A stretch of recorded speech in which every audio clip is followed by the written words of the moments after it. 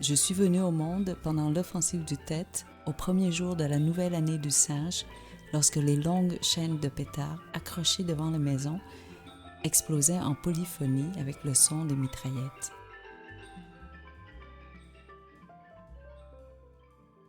J'ai vu le jour à Saigon, là où les débris des pétards éclatés en mille miettes coloraient le sol de rouge comme des pétales de cerisier ou comme le sang des 2 millions de soldats déployés, éparpillés dans les villes et les villages d'un Vietnam déchiré en deux. Je suis née à l'ombre de ces cieux ornés de feux d'artifice, décorés de guirlandes lumineuses, traversés de roquettes et de fusées.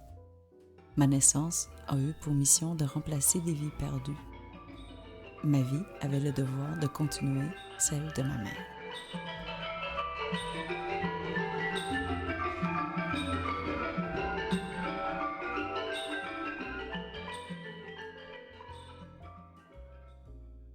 Je m'appelle Nguyễn An Tĩnh et ma mère, Nguyễn An Tĩnh. Mon nom est une simple variation du sien, puisque seul un point sous le i me différencie d'elle, me distingue d'elle, me dissocie d'elle. J'étais une extension d'elle, même dans le sens de mon nom. En vietnamien, le sien veut dire environnement paisible et le mien, intérieur paisible. Par ces noms presque interchangeables, ma mère confirmait que j'étais une suite d'elle, que je continuerais son histoire. L'histoire du Vietnam, celle avec un grand H, a déjoué les plans de ma mère.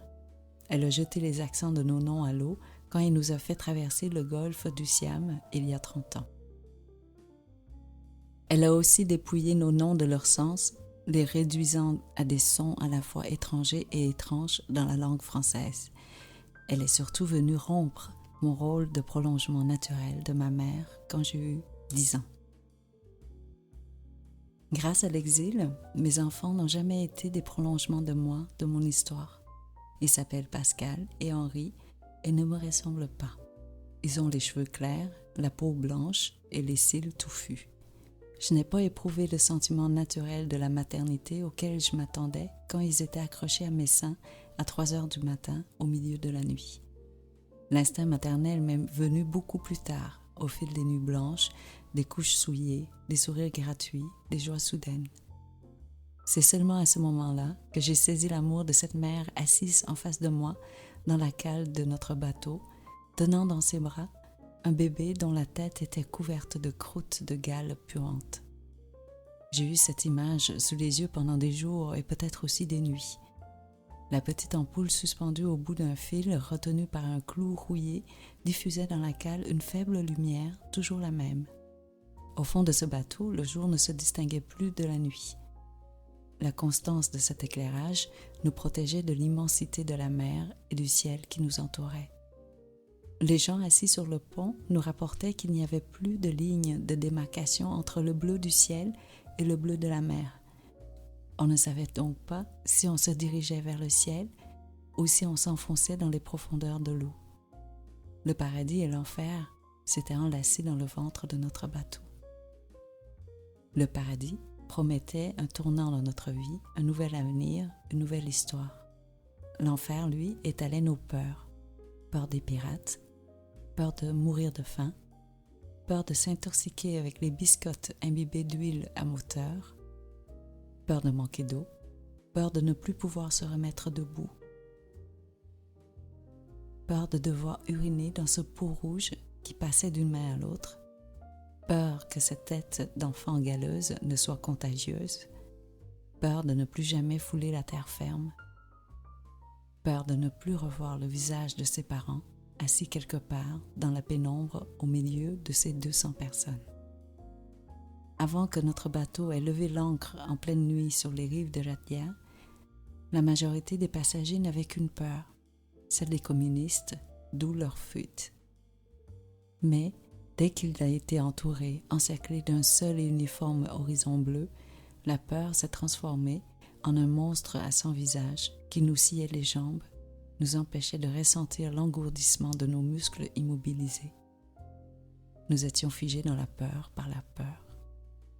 Nous ne fermions plus les yeux quand le pipi du petit à la tête galeuse nous arrosait. Nous ne nous pincions plus le nez devant le vomi de nos voisins. Nous étions engourdis, emprisonnés par les épaules des uns, les jambes des autres et la peur de chacun. Nous étions paralysés. L'histoire de la petite fille qui a été engloutie par la mer après avoir perdu pied en marchant sur le bord s'est propagée dans le ventre odorant du bateau comme un gaz anesthésiant ou euphorique qui a transformé l'unique ampoule en étoile polaire et les biscottes imbibées d'huile à moteur en biscuits au beurre.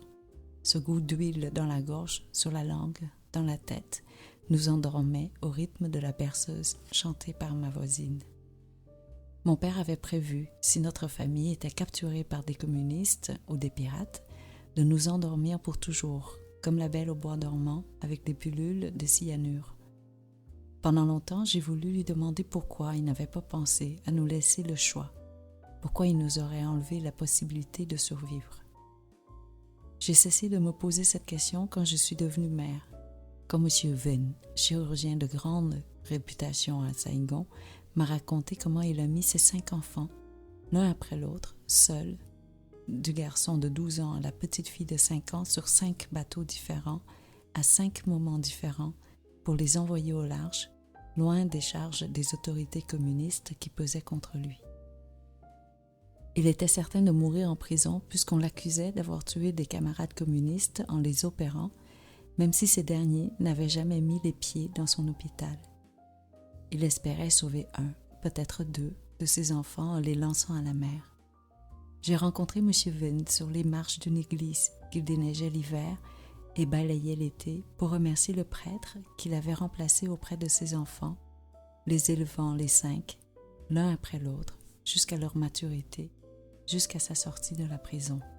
Je n'ai pas crié ni pleuré quand on m'a annoncé que mon fils Henri était emprisonné dans son monde, quand on m'a confirmé qu'il est de ces enfants qui ne nous entendent pas, qui ne nous parlent pas, même s'ils ne sont ni sourds ni muets. Il est aussi de ces enfants qu'il faut aimer de loin, sans les toucher, sans les embrasser, sans leur sourire, parce que chacun de leurs sens serait violenté tour à tour par l'odeur de notre peau, par l'intensité de notre voix, par la texture de nos cheveux, par le bruit de notre cœur. Il ne m'appellera probablement jamais « maman » avec amour, même s'il peut prononcer le mot « poire » avec toute la rondeur et la sensualité du son « oie ». Il ne comprendra jamais pourquoi j'ai pleuré quand il m'a souri pour la première fois. Il ne saura pas que, grâce à lui, chaque étincelle de joie est devenue une bénédiction et que je livrerai toujours les combats contre l'autisme, même si d'avance, je le sais invincible. D'avance, je suis vaincue, dénudée, vaine. Quand j'ai vu les premiers bancs de neige à travers le hublot de l'avion à l'aéroport de Mirabel, je me suis aussi sentie dénudée, sinon nue. Malgré mon pull orange à manches courtes acheté au camp de réfugiés en Malaisie avant notre départ pour le Canada, malgré mon chandail de laine brune tricoté à grosses mailles par des Vietnamiennes, j'étais nue.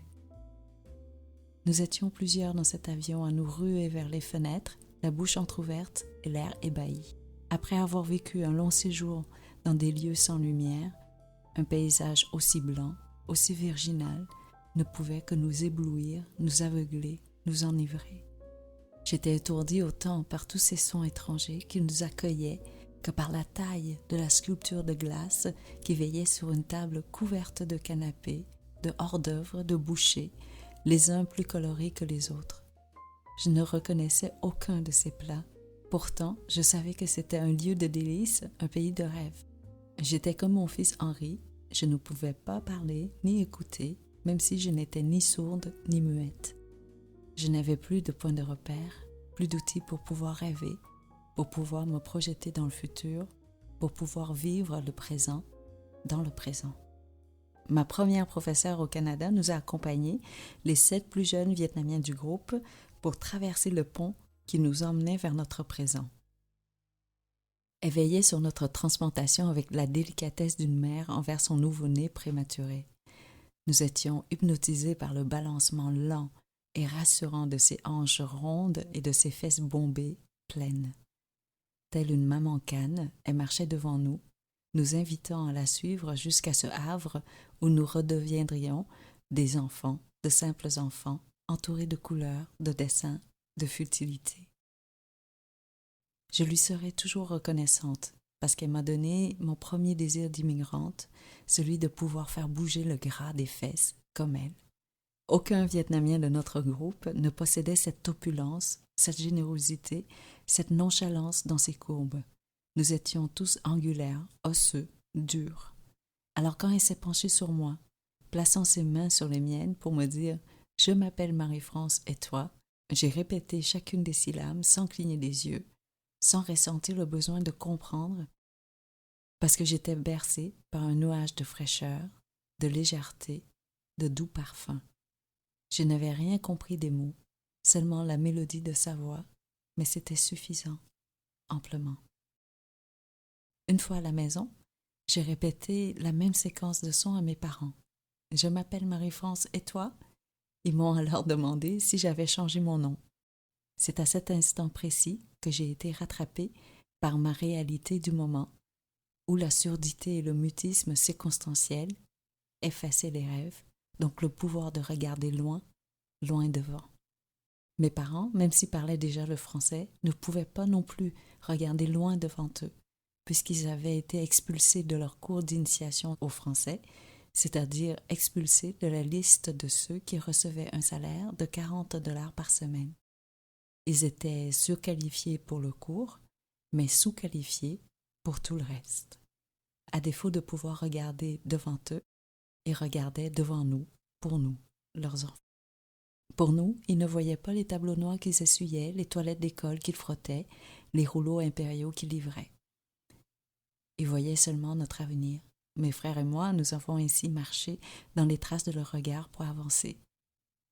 J'ai rencontré des parents dont le regard s'était éteint, certains sous le poids du corps d'un pirate, d'autres pendant de trop nombreuses années de rééducation communiste dans les camps.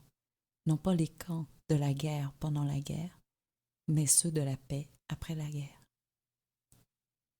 Petite, je croyais que la guerre et la paix étaient deux antonymes, et pourtant j'ai vécu dans la paix pendant que le Vietnam était en feu, et j'ai eu connaissance de la guerre seulement après que le Vietnam eut rangé ses armes. Je crois que la guerre et la paix sont en fait des amis et qu'elles se moquent de nous. Elles nous traitent en ennemis quand ça leur plaît, comme ça leur convient, sans se soucier de la définition ou du rôle que nous leur donnons. Il ne faut donc peut-être pas se fier à l'apparence de l'une ou de l'autre pour choisir la direction de notre regard. J'ai eu la chance d'avoir des parents qui ont pu préserver leur regard peu importe la couleur du temps, du moment. Ma mère me récitait souvent le proverbe qui était écrit sur le tableau noir de sa 8e année à Saigon. « Đời là chiến tranh, nước buồn là thua. » La vie est un combat où la tristesse entraîne la défaite. Ma mère a livré ses premiers combats tard, sans tristesse. Elle a travaillé pour la première fois à l'âge de 34 ans en tant que femme de ménage d'abord et par la suite ouvrière dans des usines, des manufactures, des restaurants. Avant, dans cette vie qu'elle a perdue, elle était la fille aînée de son père préfet. Elle ne faisait qu'arbitrer les disputes entre le chef en cuisine française et le chef en cuisine vietnamienne dans la cour familiale. Ou alors, elle jugeait les amours clandestines entre servantes et serviteurs. Autrement, elle passait ses après-midi à se coiffer, à se maquiller, à se vêtir pour accompagner mon père à des soirées mondaines. Grâce à l'extravagance de cette vie qu'elle menait, tous les rêves lui étaient permis, surtout ceux qu'elle faisait pour nous. Elle nous préparait, mes frères et moi, à devenir à la fois musiciens, scientifiques, politiciens, sportifs, artistes et polyglottes.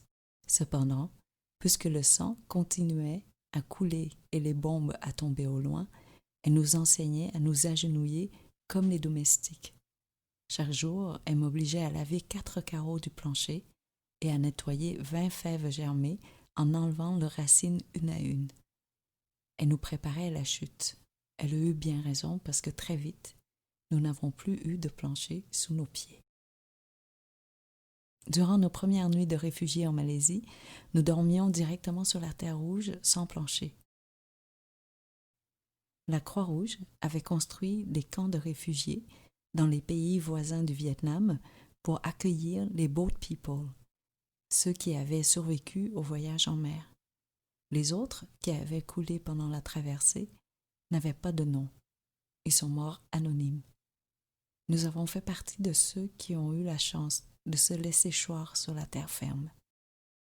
Alors nous nous sentions bénis d'être parmi les 2000 réfugiés de ce camp qui n'en devait desservir que 200.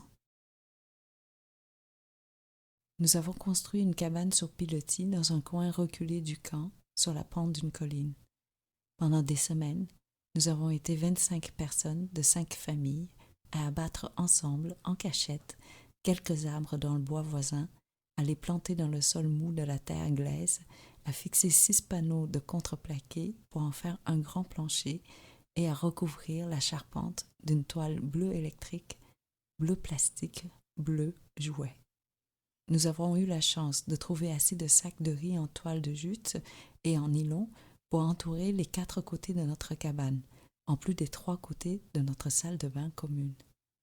Ensemble, ces 2 constructions ressemblaient à l'installation d'un artiste contemporain dans un musée. La nuit, nous dormions tellement collés les uns contre les autres que nous n'avions jamais froid, même sans couverture. Le jour, la chaleur absorbée par la toile bleue rendait l'air de notre cabane suffocant. Les jours et les nuits de pluie, la toile laissait l'eau couler à travers des trous percés par les feuilles, les brindilles et les tiges que nous avions ajoutées pour rafraîchir. Si un chorégraphe avait été présent sous cette toile un jour ou une nuit de pluie, il aurait certainement reproduit la scène. 25 personnes debout, petits et grands, qui tenaient dans chacune de leurs mains une boîte de conserve pour recueillir l'eau coulant de la toile, parfois à flot, parfois goutte à goutte. Si un musicien s'était trouvé là, il aurait entendu l'orchestration de toute cette eau frappant la paroi des boîtes de conserve. Si un cinéaste avait été présent, il aurait capté la beauté de cette complicité silencieuse et spontanée entre gens misérables. Mais il n'y avait que nous, debout sur ce plancher qui s'enfonçait doucement dans la glaise. Au bout de 3 mois, il penchait tellement d'un côté que nous avons été obligés de replacer la position de chacun de nous afin d'empêcher les enfants et les femmes de glisser pendant leur sommeil vers le ventre dodu de leurs voisins.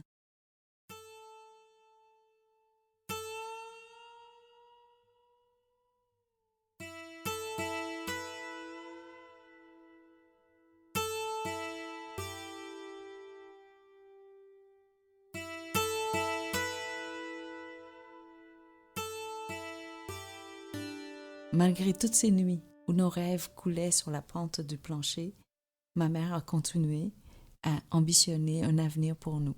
Elle s'était trouvée un complice. Elle était jeune et certainement naïf, puisqu'il osait afficher joie et désinvolture au milieu du vide monotone de notre quotidien. Ensemble, ma mère et lui ont monté une classe d'anglais. Avec lui, nous avons passé des matins entiers à répéter des mots sans les comprendre.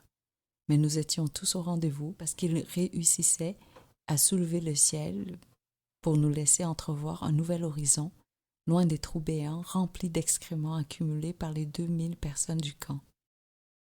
Sans son visage, nous n'aurions pas pu imaginer qu'un jour, nous ne mangerions plus de poissons avariés, lancés à même le sol chaque fin d'après-midi à l'heure de la distribution des vivres. Sans son visage, nous aurions certainement perdu le désir de tendre la main pour rattraper nos rêves. Malheureusement, de tous les matins avec ce professeur d'anglais improvisé, je n'ai retenu qu'une seule phrase. My boat number is KG0338. Cette phrase s'est révélée complètement inutile puisque je n'ai jamais eu la chance de l'utiliser, même pas à l'examen médical de la délégation canadienne. Le docteur en poste ne m'a pas adressé la parole. Il a tiré l'élastique de mon pantalon pour confirmer mon sexe plutôt que de me le demander. Boy or girl? Je connaissais aussi ces 2 mots. J'imagine que la physionomie d'un garçon et celle d'une fille de 10 ans devaient se ressembler énormément vu notre maigreur. Et puis le temps pressait. Nous étions tellement nombreux de l'autre côté de la porte. Il faisait si chaud dans cette petite salle d'examen aux fenêtres ouvertes sur une allée bruyante où des centaines de personnes bousculaient leurs seaux d'eau à la pompe.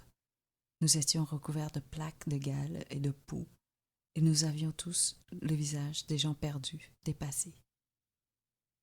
De toute manière, je parlais très peu, parfois pas du tout. Pendant toute mon enfance, ma cousine Sao Mai a toujours parlé en mon nom, car j'étais son ombre, même âge, même classe, même sexe, mais son visage était du côté clair et le mien du côté de l'obscur, de l'ombre, du silence. Ma mère voulait que je parle, que j'apprenne à parler le plus rapidement possible le français et aussi l'anglais, puisque ma langue maternelle était devenue non pas dérisoire, mais inutile. Dès ma 2e année au Québec, elle m'a envoyée dans une caserne de cadets anglophones. C'était une façon d'apprendre l'anglais gratuitement, m'avait-elle dit. Elle se trompait, ce n'était pas gratuit. Je l'ai payé cher. Ils étaient une 40aine de cadets, tous grands, effervescents et surtout adolescents. Ils se prenaient au sérieux en inspectant minutieusement le pli d'un col, l'angle d'un béret, la brillance d'une botte. Les plus vieux criaient après les plus jeunes. Ils jouaient à la guerre, à l'absurde, sans comprendre. Je ne les comprenais pas. Je ne comprenais pas non plus pourquoi le nom de mon voisin de rang avait été répété en boucle par notre supérieur. Peut-être voulait-il que je retienne le nom de cet adolescent qui faisait 2 fois ma taille. J'ai commencé mon premier dialogue en anglais en le saluant à la fin de la séance « Bye, asshole ». Ma mère me plaçait souvent dans des situations de honte extrême. Une fois, elle m'a demandé d'aller acheter du sucre à l'épicerie située juste en dessous de notre premier appartement. J'y suis allée sans trouver de sucre. Ma mère m'y a envoyé et a même verrouillé la porte derrière moi. Ne reviens pas sans le sucre. Elle avait oublié que j'étais sourde et muette. Je me suis assise sur les marches de l'épicerie jusqu'à la fermeture, jusqu'à ce que l'épicier me prenne par la main et me dirige vers le sac de sucre. Il m'avait comprise, même si mon mot sucre était amer. Pendant longtemps, j'ai cru que ma mère prenait un plaisir fou à me pousser constamment au bord du précipice. Quand j'ai eu mes propres enfants, j'ai finalement compris que j'aurais dû l'avoir vue derrière la porte verrouillée, les yeux collés au Judas. J'aurais dû l'entendre parler à l'épicier au téléphone pendant que j'étais assise à pleurer sur les marches. J'ai aussi compris plus tard que ma mère avait certainement des rêves pour moi, mais qu'elle m'a surtout donné des outils pour me permettre de recommencer à m'enraciner, à rêver. La ville de Granby a été le ventre chaud qui nous a couvés durant notre première année au Canada. Les habitants de cette ville nous ont bercés un à un. Les élèves de mon école primaire faisaient la queue pour nous inviter chez eux pour le repas du midi. Ainsi, chacun de nos midis était réservé par une famille et chaque fois, nous retournions à l'école le ventre presque vide parce que nous ne savions pas comment manger du riz non collant avec une fourchette. Nous ne savions pas comment leur dire que cette nourriture nous était étrangère, qu'il n'était pas nécessaire pour eux de courir les marchés pour dénicher la dernière boîte de Minute Rice. Nous ne pouvions ni leur parler ni les écouter, mais l'essentiel y était. Il y avait de la générosité et de la gratitude dans chacun de ces grains de riz laissés dans nos assiettes. Je me demande encore aujourd'hui si les mots n'auraient pas entaché ces moments de grâce, et si parfois les sentiments ne sont pas mieux compris dans le silence, comme celui qui existait entre Claudette et M. Kidd. Leurs premiers moments ensemble furent sans parole, et pourtant M. Kidd accepta de déposer son bébé dans les bras de Claudette sans questionnement. Un bébé, son bébé, qu'il avait trouvé sur la plage après que son bateau s'était enroulé dans une vague trop gourmande. Il n'avait pas retrouvé sa femme, seulement son fils, qui vécut sa 2e naissance sans sa mère. Claudette leur tendit les bras et les garda chez elle pendant des jours, des mois, des années. Joanne m'a tendu la main de la même façon. Elle m'a aimée même si je portais une tuque au logo de McDonald's. Même si je voyageais en cachette dans un camion cube avec 50 autres Vietnamiens pour travailler dans les champs des cantons de l'Est après l'école. Joanne voulait que j'aille à l'école secondaire privée avec elle l'année suivante. Pourtant, elle savait que j'attendais chaque fin d'après-midi, dans la cour de cette même école, les camions des agriculteurs pour aller travailler au noir, ramassant quelques dollars en échange des sacs de haricots cueillis. Joanne m'a aussi emmenée au cinéma, même si je portais une chemise soldée à 88 cents avec un trou près du bord. Au retour du film Fame, elle m'a montré à chanter en anglais la chanson thème I Sing the Body Electric, sans que je comprenne les paroles, ni sa conversation avec sa sœur et ses parents autour de leur foyer. Elle est aussi celle qui m'a relevé de mes premières chutes de patins, qui m'a applaudi et a crié mon nom dans la foule quand Serge, un camarade de classe 3 fois plus grand que moi, m'a prise dans ses bras avec le ballon de football pour marquer un but. Je me demande si je ne l'ai pas inventé, cet ami.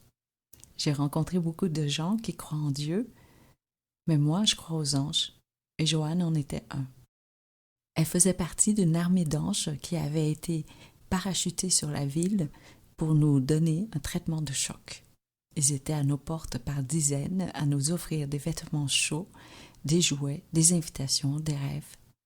Je sentais souvent qu'il n'y avait pas assez d'espace en nous pour recevoir tout ce qui nous était offert, pour capter tous les sourires qui nous étaient destinés. Comment visiter le zoo de Granby plus de 2 fois par fin de semaine? Comment apprécier un week-end de camping dans la nature? Comment savourer une omelette au sirop d'érable?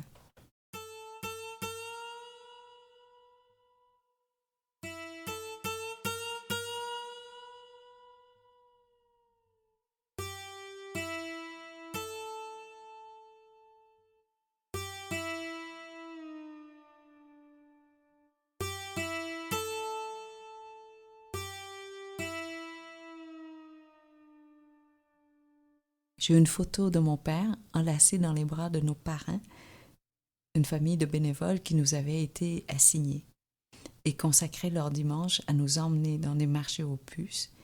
Ils négociaient haut et fort pour que nous puissions acheter des matelas, de la vaisselle, des lits, des sofas, l'essentiel en somme avec nos 300 $ d'allocation gouvernementale destinée à l'ameublement de notre première demeure au Québec.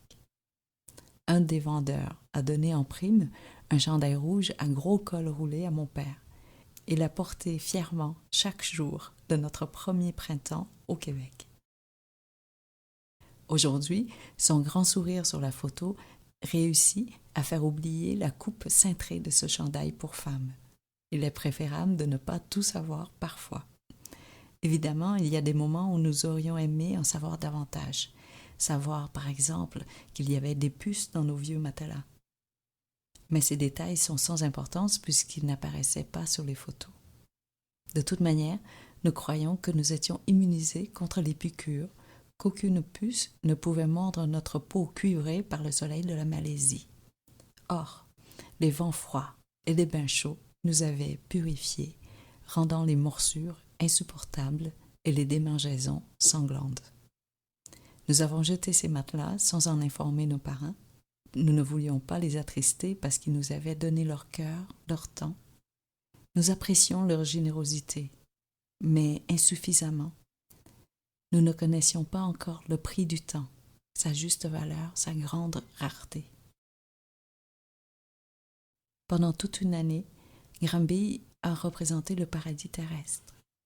Je ne pouvais imaginer une meilleure place dans le monde, même si nous y étions mangés par des mouches autant que dans notre camp de réfugiés. Un botaniste local nous a emmenés les petits dans des marécages où les quenouilles poussaient par milliers pour nous montrer les insectes. Il ne savait pas que nous avions tous côtoyé des mouches pendant des mois au camp de réfugiés. Elles s'agrippaient aux branches d'un arbre mort près des fosses septiques, à côté de notre cabane.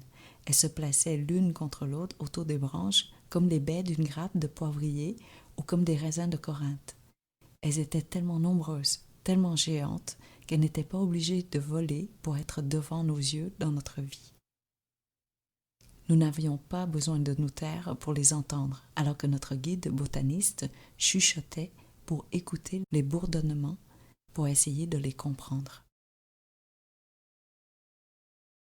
Je connaissais le chant des mouches par cœur. Je n'ai qu'à fermer les yeux pour les réentendre tourner autour de moi, parce que pendant des mois, je devais m'accroupir en petit bonhomme à 10 centimètres au-dessus d'un bain géant rempli à ras-bord d'excréments sous le soleil brûlant de la Malaisie.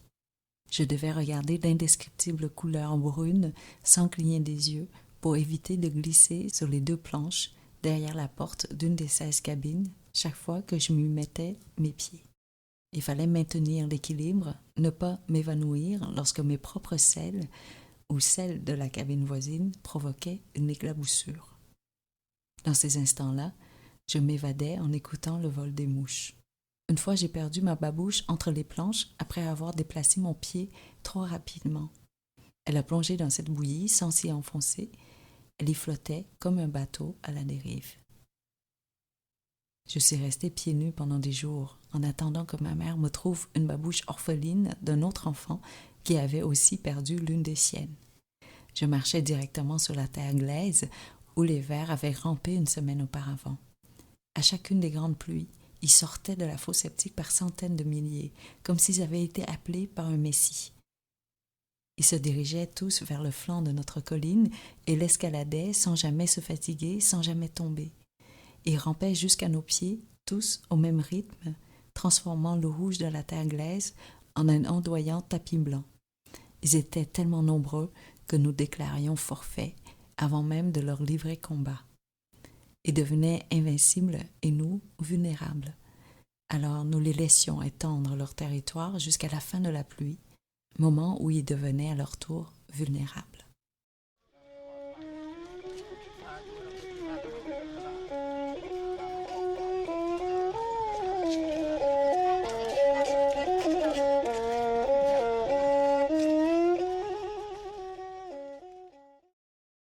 Quand les communistes sont entrés dans Saigon, ma famille leur a cédé la moitié de notre propriété parce que nous étions devenus vulnérables.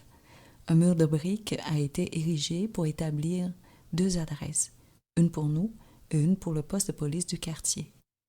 1 an plus tard, les autorités de la nouvelle administration communiste sont revenues vider notre moitié de maison, nous vider. Les inspecteurs sont entrés dans notre cour sans avis, sans mandat, sans raison. Ils ont demandé à tous ceux qui étaient présents de se rassembler au salon. Mes parents étaient absents, alors les inspecteurs les ont attendus assis sur le bord des fauteuils art déco, le dos droit, sans toucher une seule fois les 2 carrés de lin blanc chargés de broderies fines qui ornaient les accoudoirs. Ma mère a été la première à apparaître derrière la porte vitrée en fer forgé. Elle portait sa mini-jupe blanche plissée et ses souliers de course. Mon père, derrière elle, traînait des raquettes de tennis, le visage encore en sueur. L'arrivée impromptue de ces inspecteurs nous a projetés dans le présent, alors que nous savourions encore les derniers moments du passé. Tous les adultes de la maisonnée ont été sommés de rester au salon pendant que les inspecteurs commençaient leur travail d'inventaire. Nous, les enfants, nous pouvions les suivre d'un étage à l'autre, d'une chambre à l'autre. Ils ont scellé les commodes, les armoires, les coiffeuses, les coffres-forts. Ils ont même scellé la grande armoire à soutien-gorge de ma grand-mère et de ses 6 filles, sans y inscrire la description du contenu. J'ai alors pensé que le jeune inspecteur était gêné à l'idée de toutes ces filles au sein rond, assises au salon, habillées de ces fines dentelles importées de Paris. J'ai aussi pensé qu'il laissait la feuille vierge, sans description du contenu de l'armoire, parce qu'il était trop accablé par le désir pour écrire sans trembler. Mais j'étais dans l'erreur et ne connaissais pas l'utilité de ces soutiens-gorge. Selon lui, il ressemblait au filtre à café de sa mère, fait de tissu cousu autour d'un anneau en métal dont un bout torsadé servait de manche. Au pied du pont Long Binh qui traverse le fleuve Rouge à Hanoï, tous les soirs, sa mère remplissait son filtre de café avant de le tremper dans sa cafetière en aluminium pour en vendre quelques tasses aux passants. L'hiver, elle déposait les verres qui contenaient à peine 3 gorgées dans un bol rempli d'eau chaude afin de les garder tièdes pendant la conversation des hommes assis sur ces bancs à peine surélevés du sol.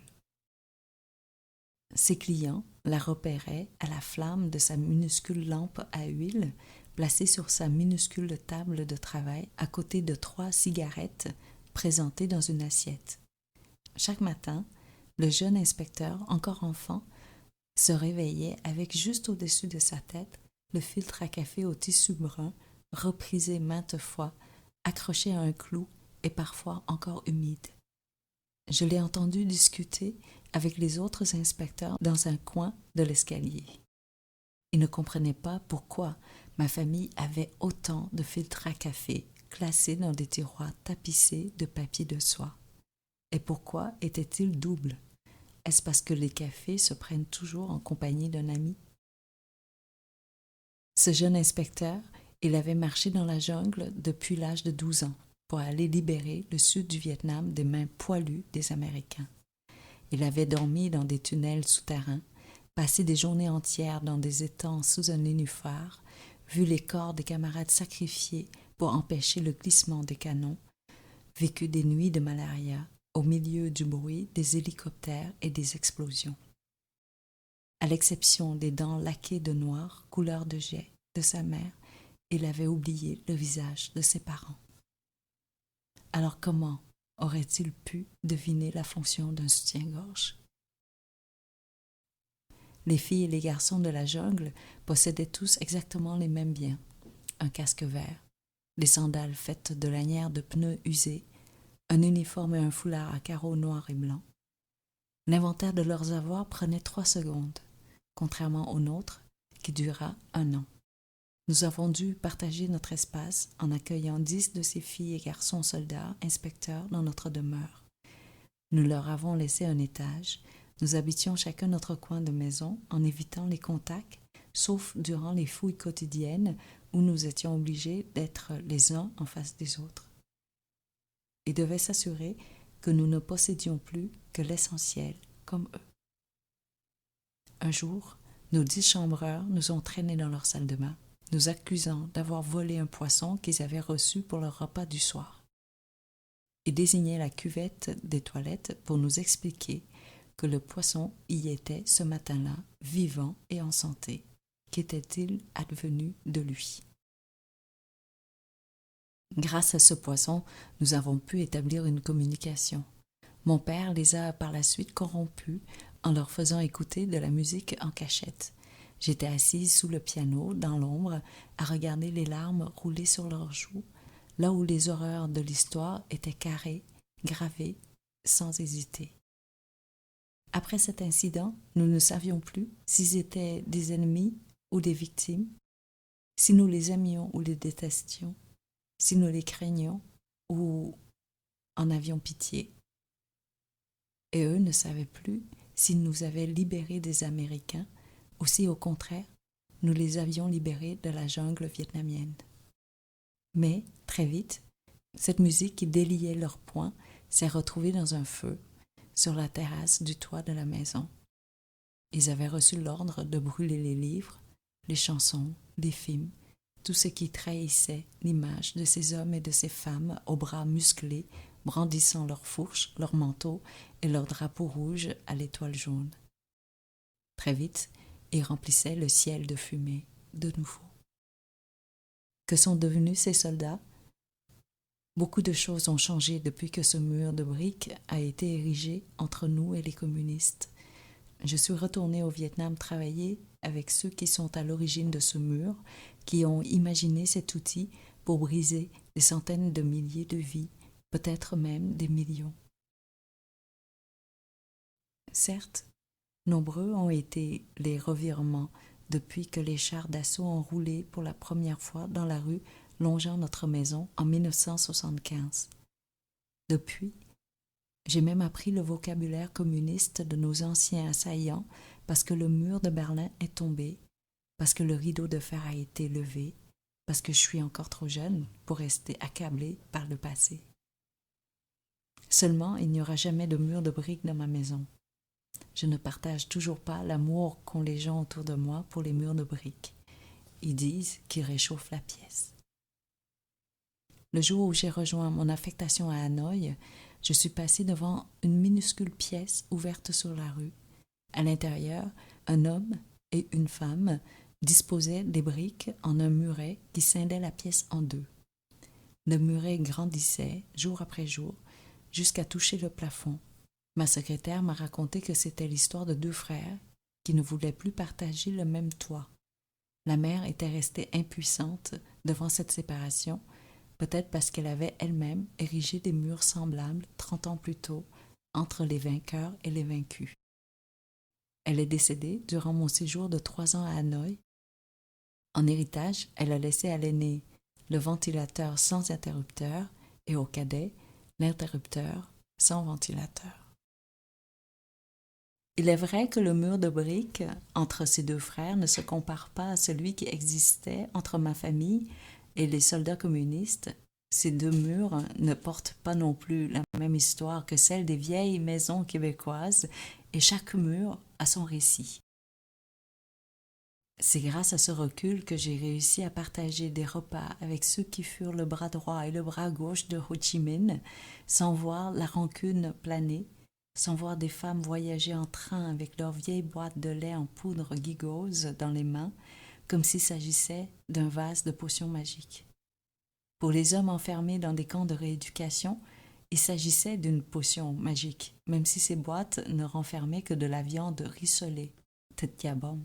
1 kilo de porc rôti, effiloché fibre par fibre, séché à la braise toute la nuit, salé et resalé, avec du nukmam obtenu après 2 jours de queue, d'espoir et de désespoir.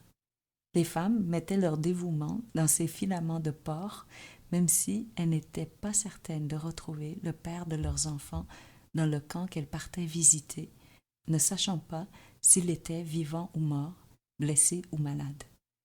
En souvenir de ces femmes, je prépare de temps à autre cette viande rissolée pour mes fils afin de préserver, de répéter ces gestes d'amour. L'amour tel que mon fils Pascal le connaît se définit par le nombre de cœurs dessinés sur une carte ou par le nombre d'histoires de dragons racontées sous une couverture de duvet avec une lampe de poche. Je dois attendre encore quelques années avant de pouvoir lui rapporter qu'en d'autres temps, d'autres lieux, l'amour d'un parent se révélait dans l'abandon volontaire de ses enfants, comme les parents du petit Pousset. De la même manière, la mère qui me faisait glisser sur l'eau à l'aide de sa longue perche au milieu des grands pics montagneux de Hualu a voulu abandonner sa fille, me l'a donnée. Elle a voulu que je la remplace. Elle a préféré pleurer l'absence de son enfant que de la voir courir après les touristes pour leur vendre des nappes qu'elle avait brodées. J'étais une jeune fille à ce moment-là. Je ne voyais au milieu de ces montagnes rocheuses qu'un paysage majestueux au lieu de l'amour infini de cette mer. Il y a des nuits où je cours sur les longues bancs de terre à côté des buffles pour la rappeler, pour prendre la main de sa fille dans la mienne. J'attends que Pascal vieillisse encore de quelques années avant d'attacher l'histoire de cette mer de Hualu à celle du petit Pousset. En attendant, je lui raconte l'histoire du cochon qui a voyagé dans un cercueil pour traverser des postes de surveillance entre la campagne et les villes.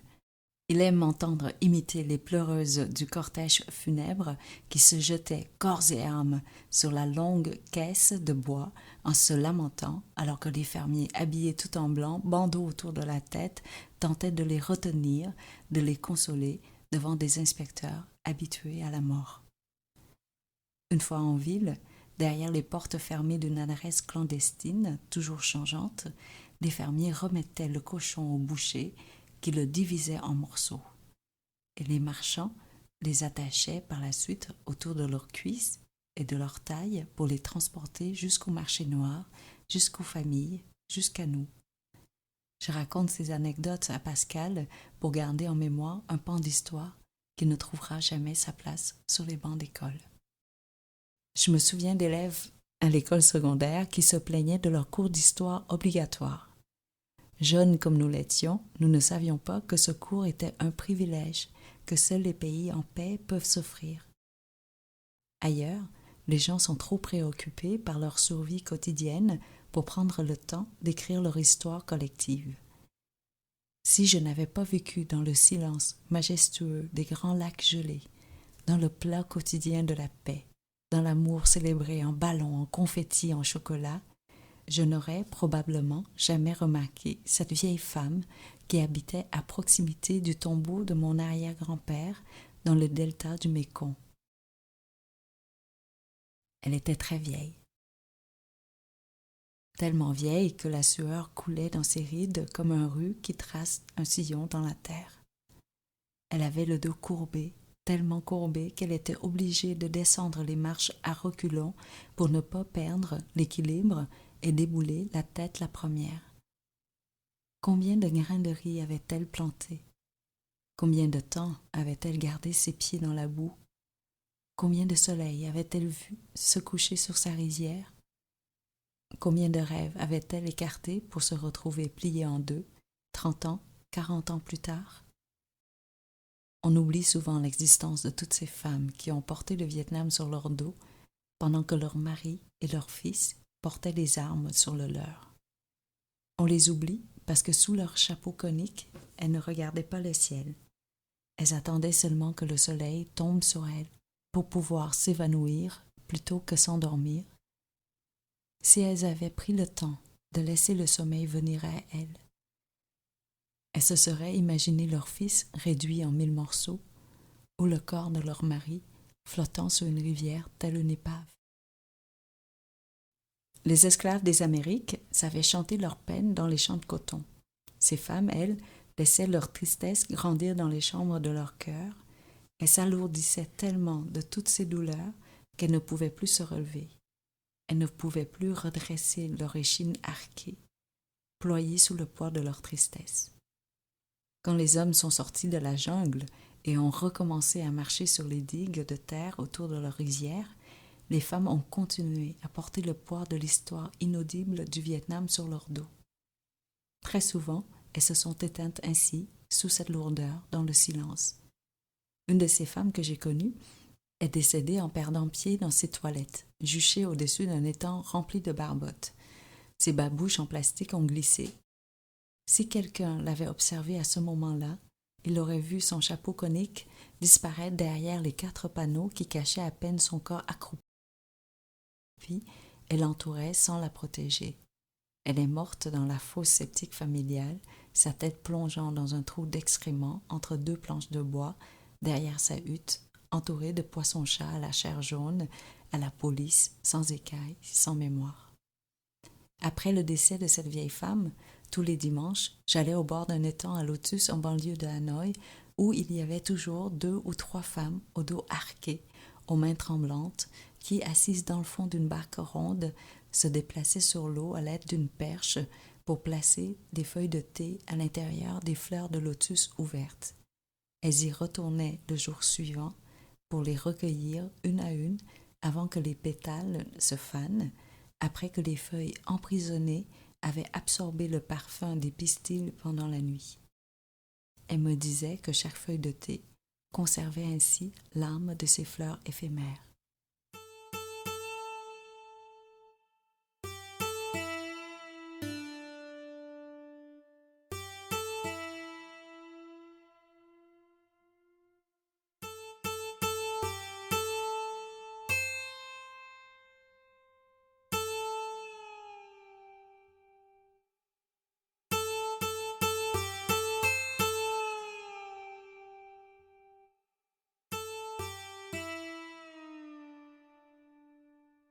Les photos n'ont pas su conserver l'âme de nos premiers sapins de Noël. Les branches ramassées dans les bois de la banlieue montréalaise, piquées dans le trou de la jante d'une roue de secours recouverte d'un drap blanc, semblent dégarnies et sans magie, mais en réalité, elles étaient beaucoup plus belles que nos sapins de 8 pieds d'aujourd'hui.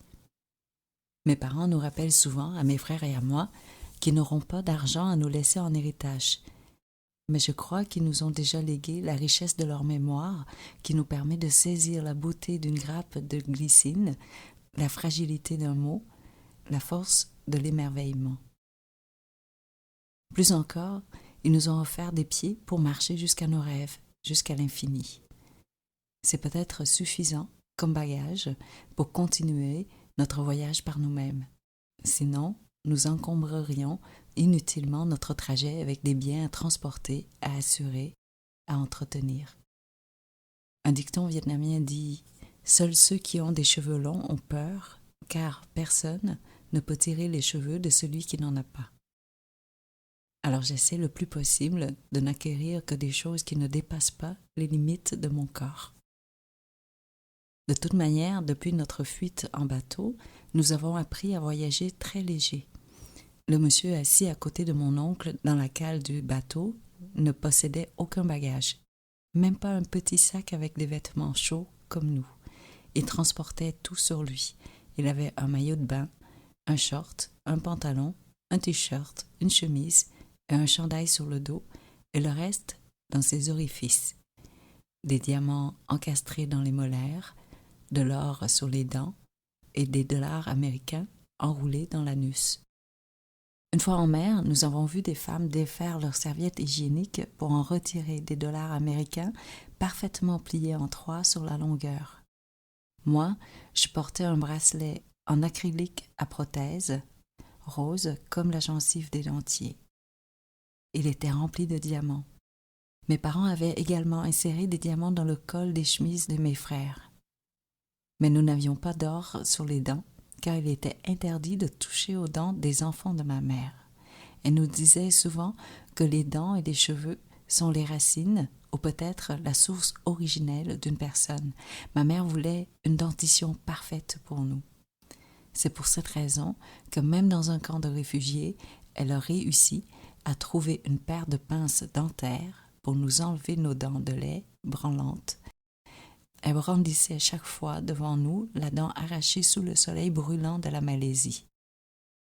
Ses dents maculées de sang étaient fièrement exhibées, avec en toile de fond une plage au sable fin et une clôture de fil barbelé. Ma mère me disait qu'il serait possible d'agrandir mes yeux et peut-être même réparer mes oreilles trop décollées, mais elle ne pourrait pas refaire les autres imperfections structurelles de mon visage. Alors il fallait au moins avoir des dents irréprochables, ne surtout pas les troquer contre des diamants. Elle savait aussi que si notre bateau avait été intercepté par des pirates thaïlandais, les dents en or et les molaires diamantés auraient été arrachées. La police avait l'ordre de laisser partir clandestinement tous les bateaux qui transportaient des Vietnamiens d'origine chinoise. Les Chinois étaient des capitalistes, donc anticommunistes de par leur origine ethnique, de par leur accent.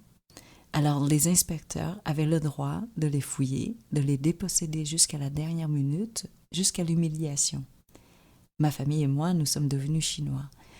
Nous avons réclamé les gènes de mes ancêtres pour pouvoir nous en aller avec le consentement tacite de la police. Mon arrière-grand-père maternel était chinois. Il était arrivé au Vietnam par hasard à l'âge de 18 ans, s'est marié avec une Vietnamienne et a eu 8 enfants. 4 de ses enfants ont choisi d'être vietnamiens et les 4 autres chinois. Les 4 Vietnamiens, dont mon grand-père, sont devenus des politiciens et des scientifiques. Les 4 Chinois ont prospéré dans le commerce du riz. Même si mon grand-père est devenu préfet, il n'a pas réussi à convaincre ses 4 frères et sœurs chinois d'envoyer leurs enfants à l'école vietnamienne. Et le clan vietnamien ne parlait pas du tout le sichuanais. La famille était divisée en deux, le pays aussi. Du côté sud, les pro-américains, du côté nord, les communistes. Mon oncle Chung, le grand frère de ma mère, faisait le pont entre les deux clans culturels, entre les deux camps politiques. D'ailleurs, son nom veut dire « ensemble », mais je l'appelle « oncle 2 » parce que les Vietnamiens du Sud ont cette tradition de remplacer le nom des frères et sœurs par l'ordre des naissances, mais en commençant par le numéro 2. Oncle 2, le fils aîné de la famille, était député et chef de l'opposition. Il appartenait à un parti politique formé de jeunes intellectuels qui se situaient dans un troisième camp, celui qui défiait debout entre les deux lignes de tir. Le gouvernement pro-américain avait permis la naissance de ce parti politique pour apaiser la colère et le tapage des jeunes idéalistes. Mon oncle avait été propulsé en tête d'affiche sur la place publique. D'un côté, il séduisait les membres de son équipe avec son programme politique. De l'autre, grâce à son allure de jeune premier, il représentait l'espoir d'un semblant de démocratie auprès de ses électeurs. Il avait fait sauter la frontière entre la famille chinoise et la vietnamienne avec sa fougue insouciante et son charisme de jeune mâle. Il était de ceux qui pouvaient en même temps discuter de l'impact d'une pénurie de papier sur la liberté de la presse avec un ministre et entourer la taille de la femme de celui-ci pour la faire valser, même si les Vietnamiennes ne valsaient pas. Pendant toute mon enfance, j'ai souhaité secrètement être la fille d'oncle II. Sa fille Chao Mai était sa princesse, même s'il oubliait parfois son existence pendant des jours. Chao Mai était vénérée par ses parents comme une prima donna. Oncle II organisait souvent des fêtes à la maison et souvent, au milieu de la soirée, il mettait fin à toute conversation pour placer sa fille sur le banc du piano et présenter la petite mélodie qu'elle allait jouer. À ses yeux, pendant ces 2 courtes minutes de Au clair de la lune, il n'existait que cette poupée aux doigts dodus, pianotant avec la plus grande aise devant une foule d'adultes. Chaque fois, je m'assoyais sous l'escalier pour mémoriser le baiser de mon oncle sur le nez de Chao Mai durant les applaudissements de ses invités. Il lui accordait seulement 2 minutes d'attention de temps à autre, mais c'était suffisant pour que ma cousine possède une force intérieure que je n'avais pas. Peu importait que son ventre fût vide ou plein, Chao Mai n'hésitait jamais à donner des ordres à ses grands frères et à moi. Ma cousine Chao Mai et moi avons été élevés ensemble. J'étais soit chez elle, soit chez moi avec elle. Chez elle, il arrivait parfois qu'il ne reste plus un seul grain de riz. Quand ses parents s'absentaient, leur bonne aussi disparaissait, souvent avec le pot de riz, et il s'absentait souvent, ses parents. Un jour, son grand frère nous a nourris avec du vieux riz collé au fond d'une casserole. Il y avait ajouté un peu d'huile et des échalotes pour en faire un repas. Nous étions 5 à grignoter cette galette séchée. Certains autres jours, nous étions ensevelis sous des montagnes de mangue, de longanes, de litchis, de rosettes de lion, de choux à la crème. Les parents de ma cousine achetaient selon la couleur d'un fruit ou le parfum d'une épice, ou tout simplement sous l'impulsion du moment. La nourriture qu'ils rapportaient était toujours entourée d'une aura de fête, de décadence, de fièvre. Ils ne se tracassaient pas pour le pot de riz vide dans la cuisine, ni pour les poèmes que nous devions apprendre par cœur. Ils voulaient juste que nous nous gavions de mangue, que nous mordions dans ces fruits en faisant gicler leur jus, en tournant sur nous-mêmes et autour d'eux comme des toupies sur la musique des Doors, de Sylvie Vartan, de Michel Sardou, des Beatles, de Cat Stevens. Chez moi, les repas étaient toujours prêts, les bonnes présentes, les devoirs surveillés. Contrairement aux parents de Chao Mai, ma mère ne nous donnait que 2 mangues à partager entre mes 2 frères et moi, malgré les douzaines qui restaient dans le panier. Si nous ne nous entendions pas sur les portions, elle les reprenait et nous en privait jusqu'à ce que nous trouvions un compromis pour partager inégalement les 2 mangues entre nous 3. Alors je préférais parfois manger du riz sec avec mes cousins.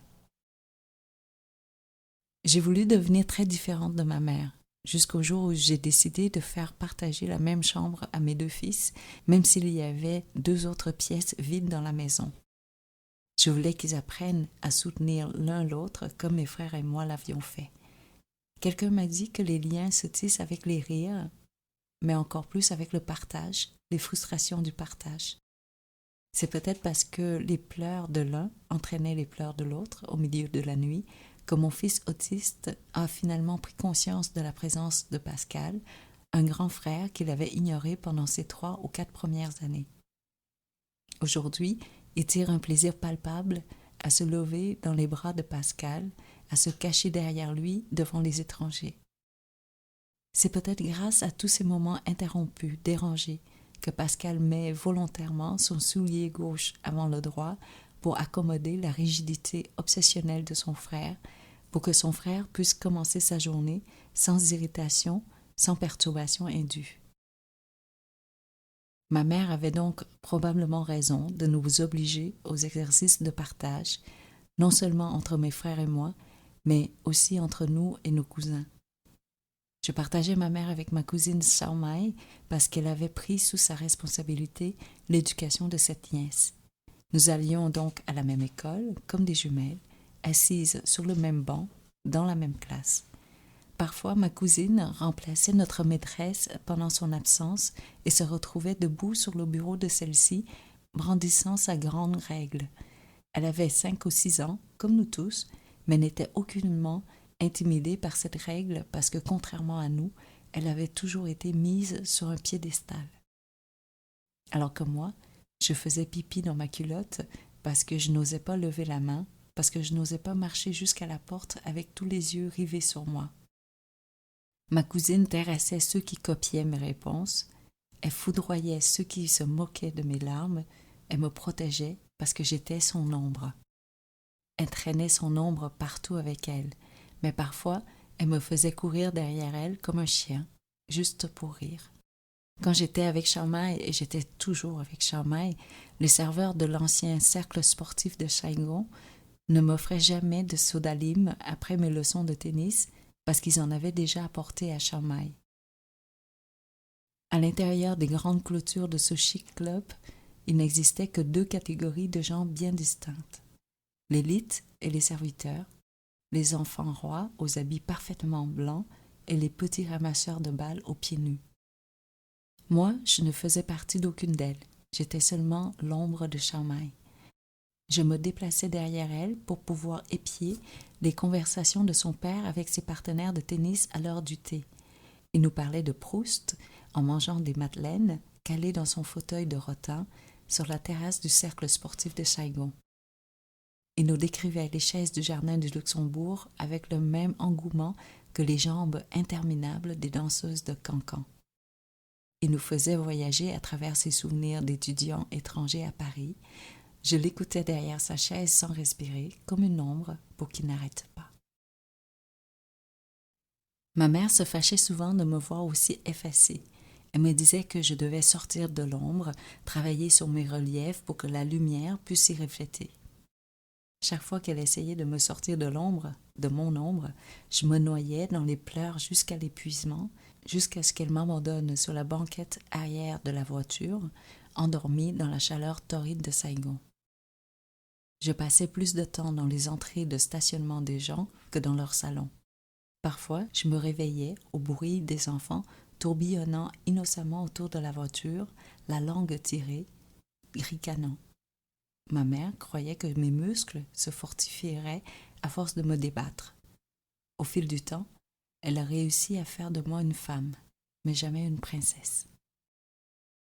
Ma mère regrette aujourd'hui de ne pas m'avoir élevée comme une princesse, parce qu'elle n'est pas ma reine comme oncle II a été roi auprès de ses enfants.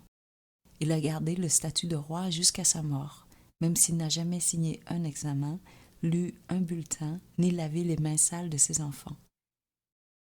Il arrivait parfois que ma cousine et moi ayons la chance de voyager à bord de la Vespa de mon oncle, ma cousine debout à l'avant, moi assise derrière.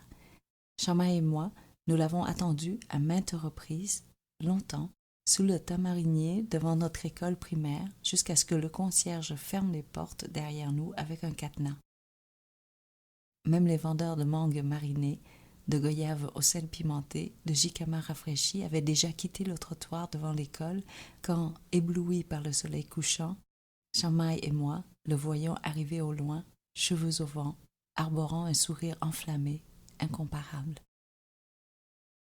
Il nous prenait dans ses bras et du coup, non seulement nous nous transformions en princesses, mais nous étions aussi les plus belles, les plus prisées à ses yeux. Ce moment d'euphorie ne durait que le temps du trajet. Très vite, il se retrouvait avec une femme dans les bras, presque jamais la même, qui devenait à son tour sa princesse du moment. Nous l'attendions au salon jusqu'à ce que la nouvelle princesse cesse d'être princesse. Chacune de ces femmes a eu la satisfaction de penser qu'elle était son élue, même si elle savait très bien qu'elle était seulement une parmi d'autres. Mes parents critiquaient beaucoup la désinvolture d'Oncle 2. C'est pourquoi, sans même qu'Oncle 2 me l'ait demandé, je ne leur ai jamais raconté les longues attentes devant l'école, ni les soirées dans les salons de femmes inconnues. Si je l'avais dénoncé, ils n'auraient plus eu le droit de venir nous chercher. J'aurais perdu la chance d'être princesse, de voir mon baiser se transformer en fleur sur sa joue. 30 ans plus tard, ma mère aimerait que je dépose sur ses joues à elle ces mêmes baisers en fleurs. Peut-être suis-je devenue une princesse à ses yeux, mais moi, je suis seulement sa fille, uniquement sa fille.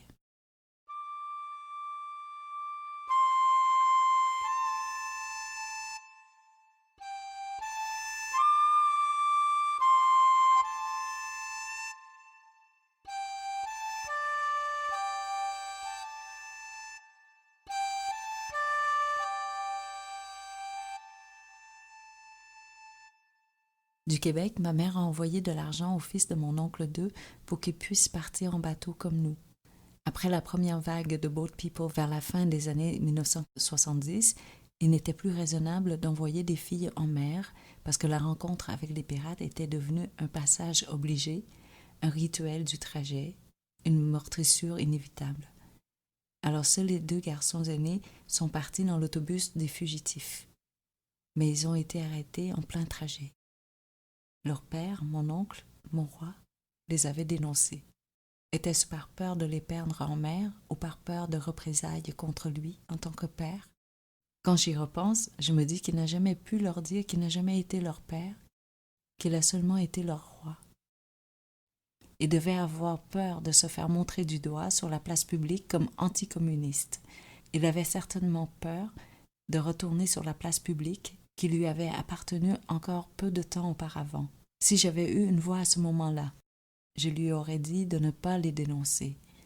Je lui aurais dit que moi, je n'avais jamais dénoncé ses retards ni ses escapades. Jeanne, notre fée en maillot et collant rose aux cheveux piqués d'une fleur, a libéré ma voix sans avoir utilisé les mots. Elle nous parlait à ces 9 Vietnamiens de l'école primaire Sainte-Famille avec de la musique, avec ses doigts, ses épaules. Elle nous montrait comment occuper l'espace autour de nous en dégageant nos bras, en levant notre menton, en respirant à plein poumon. Elle papillonnait autour de nous, telle une fée, ses yeux nous caressant l'un après l'autre. Son cou s'allongeait pour former une ligne continue avec son épaule, son bras, jusqu'au bout de ses doigts. Ses jambes faisaient de grands mouvements circulaires, comme pour balayer les murs, remuer l'air. C'est grâce à Jeanne que j'ai appris à dégager ma voix des replis de mon corps pour qu'elle puisse atteindre le bout de mes lèvres. J'ai utilisé ma voix pour lire à Oncle 2, juste avant son décès, en plein cœur de Saigon, des passages érotiques du livre Les particules élémentaires de Welbeck. Je ne désirais plus être sa princesse. J'étais devenue son ange, lui rappelant comment il avait plongé mes doigts dans la chantilly des cafés viennois en chantant « Bésame, bésame mucho ». Son corps, même une fois froid, même une fois figé, fut entouré non seulement de ses enfants, de ses épouses, l'ancienne et la nouvelle, de ses frères et sœurs, mais aussi de gens qui lui étaient inconnus. Ils sont venus par milliers pleurer sa mort. Certaines perdaient leur amant, certains perdaient leur journaliste sportif, d'autres perdaient leur ancien député, leur écrivain, leur peintre, leurs mains au poker. Parmi toutes ces personnes, il y avait un monsieur, visiblement démuni. Il portait une chemise au col jauni et un pantalon noir plissé retenu par une vieille ceinture. Il se tenait au loin, à l'ombre d'un flamboyant chargé de fleurs rouge-feu, à côté d'une bicyclette chinoise tachée de boue. Il avait attendu pendant des heures pour suivre le convoi jusqu'au cimetière qui était en banlieue de la ville, dans l'enceinte d'un temple bouddhiste. Encore là, il se tenait debout à l'écart, silencieux sans bouger. Une de mes tantes est allée vers lui et lui a demandé pourquoi il avait pédalé toute cette distance. Connaissait-il mon oncle? Il a répondu qu'il ne le connaissait pas, mais que c'était grâce à ces mots qu'il vivait, qui se levait chaque matin. Lui, il avait perdu son idole. Moi non. Je ne perdais ni mon idole ni mon roi, seulement un ami qui me racontait ses histoires de femmes, de politique, de peinture, de livres, de frivolité surtout, parce qu'il n'avait pas vieilli avant de mourir. Il avait arrêté le temps en continuant à s'amuser, à vivre jusqu'à la fin avec la légèreté des jeunes adultes. Alors, il n'est peut-être pas nécessaire que ma mère soit ma reine. C'est déjà beaucoup qu'elle soit uniquement ma mère, même si mes rares baisers sur ses joues sont moins majestueux. Ma mère enviait l'irresponsabilité de mon oncle, ou plutôt sa capacité d'être irresponsable. Malgré elle, elle jalousait aussi le statut de roi et de reine de son petit frère et de ses autres sœurs. Comme son frère aîné, ses sœurs sont idolâtrées par leurs enfants pour des raisons diverses, l'une parce qu'elle est la plus belle, l'autre la plus talentueuse, l'autre la plus intelligente. Aux yeux de mes cousins, leur mère est toujours la meilleure. Pour nous tous, incluant mes tantes et mes cousins, ma mère faisait seulement peur. Quand elle était jeune femme, elle représentait la figure d'autorité de la plus haute instance. Elle imposait avec zèle son rôle de sœur aînée auprès de ses petites sœurs, car elle voulait se dégager de son grand frère qui engloutissait toute présence autour de lui. Elle s'était approprié les fonctions d'homme de la maison, de ministre de l'Éducation, de mère supérieure, de PDG du clan. Elle prenait les décisions, donnait des punitions, corrigeait les délinquants, faisait taire les contestataires. Mon grand-père, en tant que grand président du conseil, ne s'occupait pas des tâches quotidiennes. Ma grand-mère jonglait avec ses jeunes enfants et ses fausses couches à répétition. Selon ma mère, oncle 2 incarnait à la fois l'égoïsme et l'égocentrisme. Alors, elle s'est instituée gestionnaire de l'autorité suprême. Je me souviens d'un jour où ma grand-mère n'a même pas osé lui demander de déverrouiller la porte de la salle de bain pour libérer ses petits frères et sœurs en punition parce qu'ils étaient sortis avec le oncle 2 sans la permission de ma mère. Comme elle n'était qu'une jeune fille, elle gérait naïvement son autorité avec une main de fer. Sa vengeance contre l'insouciance de son grand frère et la vénération des petits pour lui était mal planifiée puisque les petits ont continué à s'amuser dans la salle de bain, et ce, sans elle. Toute la frivolité de la jeunesse a glissé entre ses doigts pendant qu'elle interdisait à ses sœurs de danser au nom de la pudeur. Cependant, depuis les 10 dernières années, ma mère a pris goût à la danse. Elle s'est laissée convaincre par ses amis que le tango, le cha-cha-cha, le pasadoble remplacent l'exercice physique qui sont dénués de sensualité, de séduction, d'ivresse. Pourtant, depuis qu'elle va à ses séances hebdomadaires de danse, elle exprime de temps à autre son regret de ne pas avoir enchaîné les journées de campagne électorale avec les soirées où son frère, mon père et des dizaines d'autres jeunes candidats se déridaient autour d'une table. Aussi, aujourd'hui, elle cherche la main de mon père au cinéma et son baiser sur la joue devant les appareils photo. Ma mère a commencé à vivre, à se laisser emporter, à se réinventer à 55 ans. Mon père, lui, n'a pas eu à se réinventer. Il est de ceux qui ne vivent que dans l'instant, sans attachement au passé. Il savoure chaque instant de son présent comme s'il était toujours le meilleur et le seul, sans le comparer, sans le mesurer. C'est pourquoi il inspirait toujours le plus grand, le plus beau bonheur, qu'il fût sur les marches d'un hôtel avec une vadrouille dans les mains ou assis dans une limousine en réunion stratégique avec son ministre. J'ai hérité de mon père ce sentiment permanent d'assouvissement. Mais lui, où l'a-t-il trouvé? Est-ce dû au fait qu'il était le 10e enfant ou à la longue attente du retour de son père enlevé? Avant que les Français quittent le Vietnam, avant que les Américains y arrivent, les campagnes vietnamiennes étaient terrorisées par différentes factions de voyous implantées par les autorités françaises pour diviser le pays. C'était monnaie courante de vendre aux familles fortunées un clou en échange de la rançon d'une personne kidnappée.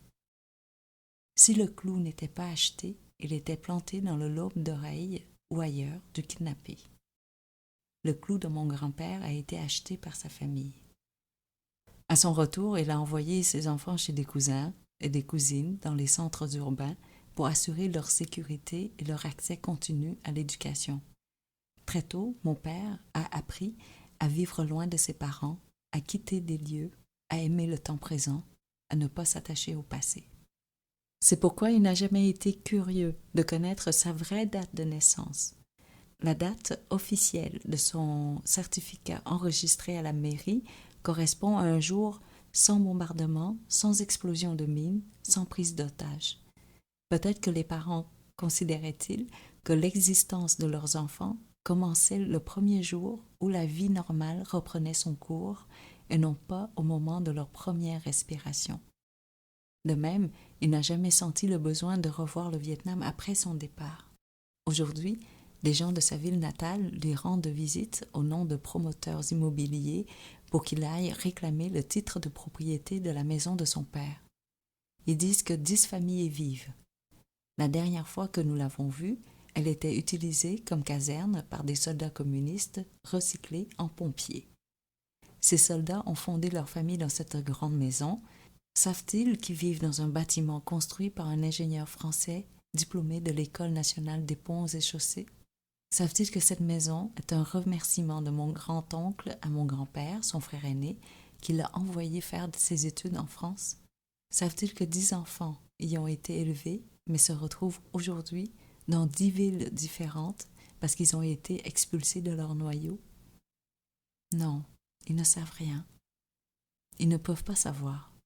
Ils sont nés après le retrait des Français et avant que cette période de l'histoire du Vietnam puisse leur être enseignée. Ils n'avaient même probablement jamais vu le visage d'un Américain de près, sans camouflage, avant que le premier touriste arrive dans leur ville il y a quelques années. Ils savent seulement que si mon père reprend possession de la maison et la vend à un promoteur, ils recevront une petite fortune, une compensation pour avoir confiné mes grands-parents paternels dans la chambre la plus exiguë de leur propre maison durant les derniers mois de leur vie. Certains soirs, les pompiers soldats ivres et perdus tiraient à travers le rideau de la fenêtre pour faire taire mon grand-père. Or, mon grand-père avait arrêté de parler depuis son ACV, survenu avant même ma naissance. Je n'ai jamais entendu sa voix.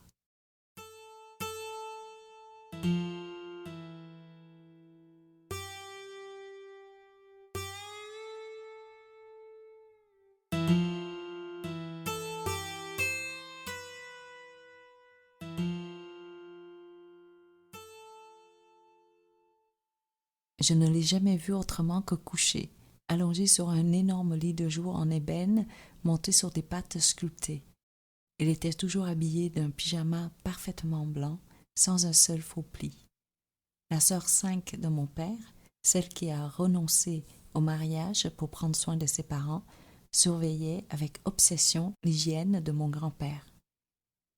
Elle ne tolérait aucune tache, aucune trace d'inattention. À l'heure des repas, un serviteur s'assoyait derrière lui pour garder son dos droit, tandis que ma tante lui donnait du riz, une bouchée à la fois. Son repas favori était du riz au porc rôti. Les tranches de porc étaient coupées tellement fin que l'on aurait pu les croire hachées. Mais il ne fallait pas les hacher, seulement les découper en petits carrés de 2 mm sur 2. Elle les mélangeait avec du riz fumant servant dans un bol bleu et blanc, au rebord couvert d'un anneau en argent pour éviter les ébréchures. Si l'on tendait ces bols devant le soleil, on pouvait voir des parties translucides dans les reliefs. Leur qualité se vérifiait par ces lueurs exposant les nuances de bleu des motifs. Ces bols se sont logés doucement dans le creux des mains de ma tante à chaque repas, chaque jour, pendant des dizaines d'années. Elle en tenait un fin et chaud entre ses doigts et y ajoutait quelques gouttes de sauce de soja, une petite noisette de beurre bretelle importée de France dans une boîte de conserve rouge au lettrage or. J'avais moi aussi droit à ce riz de temps en temps lors de nos visites. Aujourd'hui, mon père prépare ce plat pour mes fils lorsqu'il reçoit une boîte de beurre bretelle en cadeau d'amis qui reviennent de la France. Mes frères se moquent affectueusement de mon père parce qu'il utilise les superlatifs les plus déraisonnables pour qualifier ce beurre en conserve. Moi, je suis d'accord avec lui. J'aime le parfum de ce beurre parce qu'il me ramène à mon grand-père paternel, celui qui est mort avec des soldats pompiers. J'aime aussi utiliser ces bols bleus aux anneaux d'argent pour servir de la crème glacée à mes enfants. Et sont les seuls objets que j'ai cherché à hériter de ma tante, celle qui a été chassée de sa maison après la mort de mes grands-parents paternels. Cette tante est devenue bouddhiste, vivant dans une hutte derrière une plantation de cocotiers, dépouillée de tout bien matériel à l'exception d'un lit de bois sans matelas, d'un éventail en bois de santal et des 4 bols bleus de son père. Elle a hésité pendant un moment avant d'accéder à ma demande.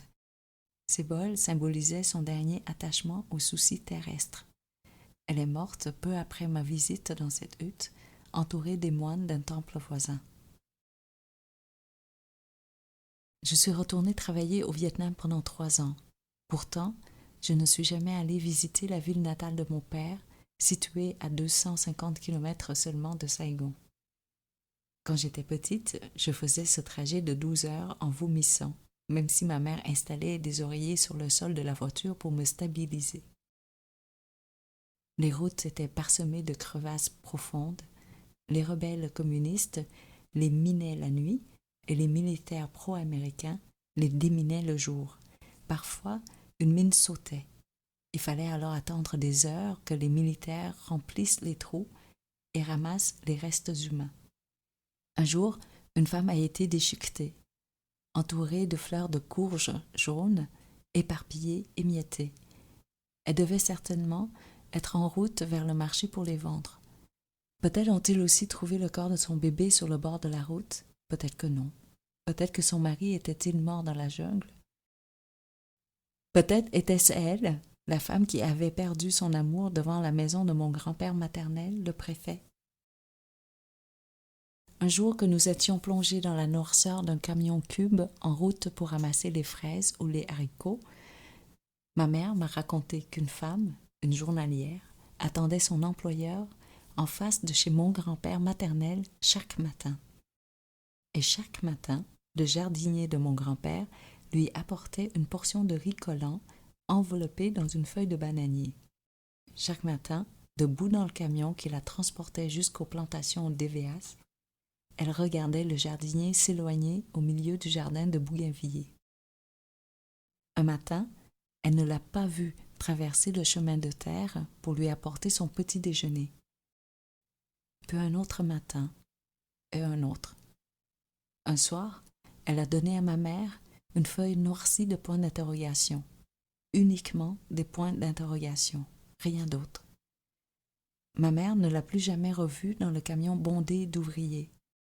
Cette jeune fille n'est jamais retournée ni aux plantations, ni au jardin de bougainvilliers. Elle a disparu sans savoir que le jardinier avait demandé en vain à ses parents, à lui, l'autorisation de l'épouser. Personne ne lui a dit que mon grand-père avait accepté la demande des parents du jardinier de le muter dans une autre ville. Personne ne lui a dit que le jardinier, son amour à elle, avait été forcé de partir sans pouvoir lui laisser de lettres parce qu'elle était analphabète, parce qu'elle était une jeune fille qui voyageait en compagnie des hommes, parce qu'elle avait la peau trop brûlée par le soleil.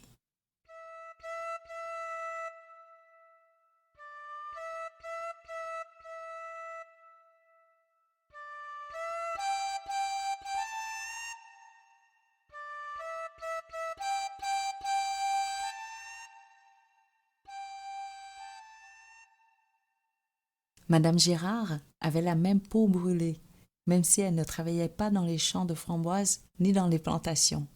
Madame Girard avait engagé ma mère pour faire du ménage chez elle, ne sachant pas que ma mère n'avait jamais tenu un balai dans ses mains avant son premier jour de travail. Madame Girard était blonde platine comme Marilyn Monroe, avec des yeux bleus, bleus, bleus, et Monsieur Girard, un grand brun, était le fier propriétaire d'une voiture antique étincelante. Ils nous recevaient souvent dans leur maison blanche, au gazon parfaitement tondu, aux fleurs bordant l'entrée, aux tapis dans toutes les pièces. Ils étaient la personnification de notre rêve américain. Leur fille m'invitait à assister à ces concours de patins à roulettes. Elle partageait avec moi ses robes trop petites, dont une robe d'été en coton, toute bleue, avec de minuscules fleurs blanches et aux 2 bretelles que l'on attachait à l'épaule. Je les portais pendant l'été, mais aussi pendant l'hiver avec un col roulé blanc en dessous. Durant les premiers hivers, nous ne savions pas que chaque vêtement avait sa saison, qu'il ne fallait pas tout simplement porter les vêtements que nous possédions. Quand nous avions froid, sans faire de discrimination, sans connaître les différentes catégories, nous mettions un vêtement par-dessus l'autre, couche après couche, comme les itinérants. Mon père a retrouvé la trace de M. Girard 30 ans plus tard. Il n'habitait plus la même maison. Sa femme l'avait quitté et sa fille était en année sabbatique à la recherche d'un objectif, d'une vie. Quand mon père m'a rapporté ces nouvelles, je me suis presque sentie coupable. Je me demandais si nous n'avions pas involontairement volé le rêve américain de M. Girard à force de l'avoir trop désiré. J'ai aussi retrouvé ma première amie, Joanne, 30 ans plus tard. Elle ne m'a pas reconnue, ni au téléphone, ni en personne, parce qu'elle ne m'avait jamais entendu parler, parce que nous n'avions jamais conversé auparavant, parce qu'elle m'avait connue sourde et muette. Elle ne se souvenait pas vraiment d'avoir désiré devenir chirurgienne, alors que j'avais toujours répondu aux orienteurs de mon école secondaire que la chirurgie m'intéressait comme Joanne. Les orienteurs me convoquaient dans leur bureau chaque année parce qu'il y avait un écart flagrant entre mes notes scolaires et les résultats de mes tests de quotient intellectuel qui frisaient la déficience. Comment pouvais-je ne pas trouver l'intrus dans la série Seringue, Scalpel, Crâne et Bistouri, alors que je pouvais réciter par cœur le texte sur Jacques Cartier? Je ne maîtrisais que ceux qui m'avaient été spécifiquement enseignés, transmis, offerts. C'est pourquoi je comprenais le mot chirurgien sans connaître le mot chéri ou salon de bronzage ou équitation. Je savais comment chanter l'hymne national, mais pas la danse des canards, ni le refrain des anniversaires. J'accumulais les connaissances au hasard, comme mon fils Henri, qui peut prononcer le mot poire, mais pas maman, puisque nos parcours d'apprentissage sont atypiques, parsemés de détours et d'embûches, sans gradation ni logique. Je dessinais mes rêves de la même manière, à travers les rencontres, les amis, les autres.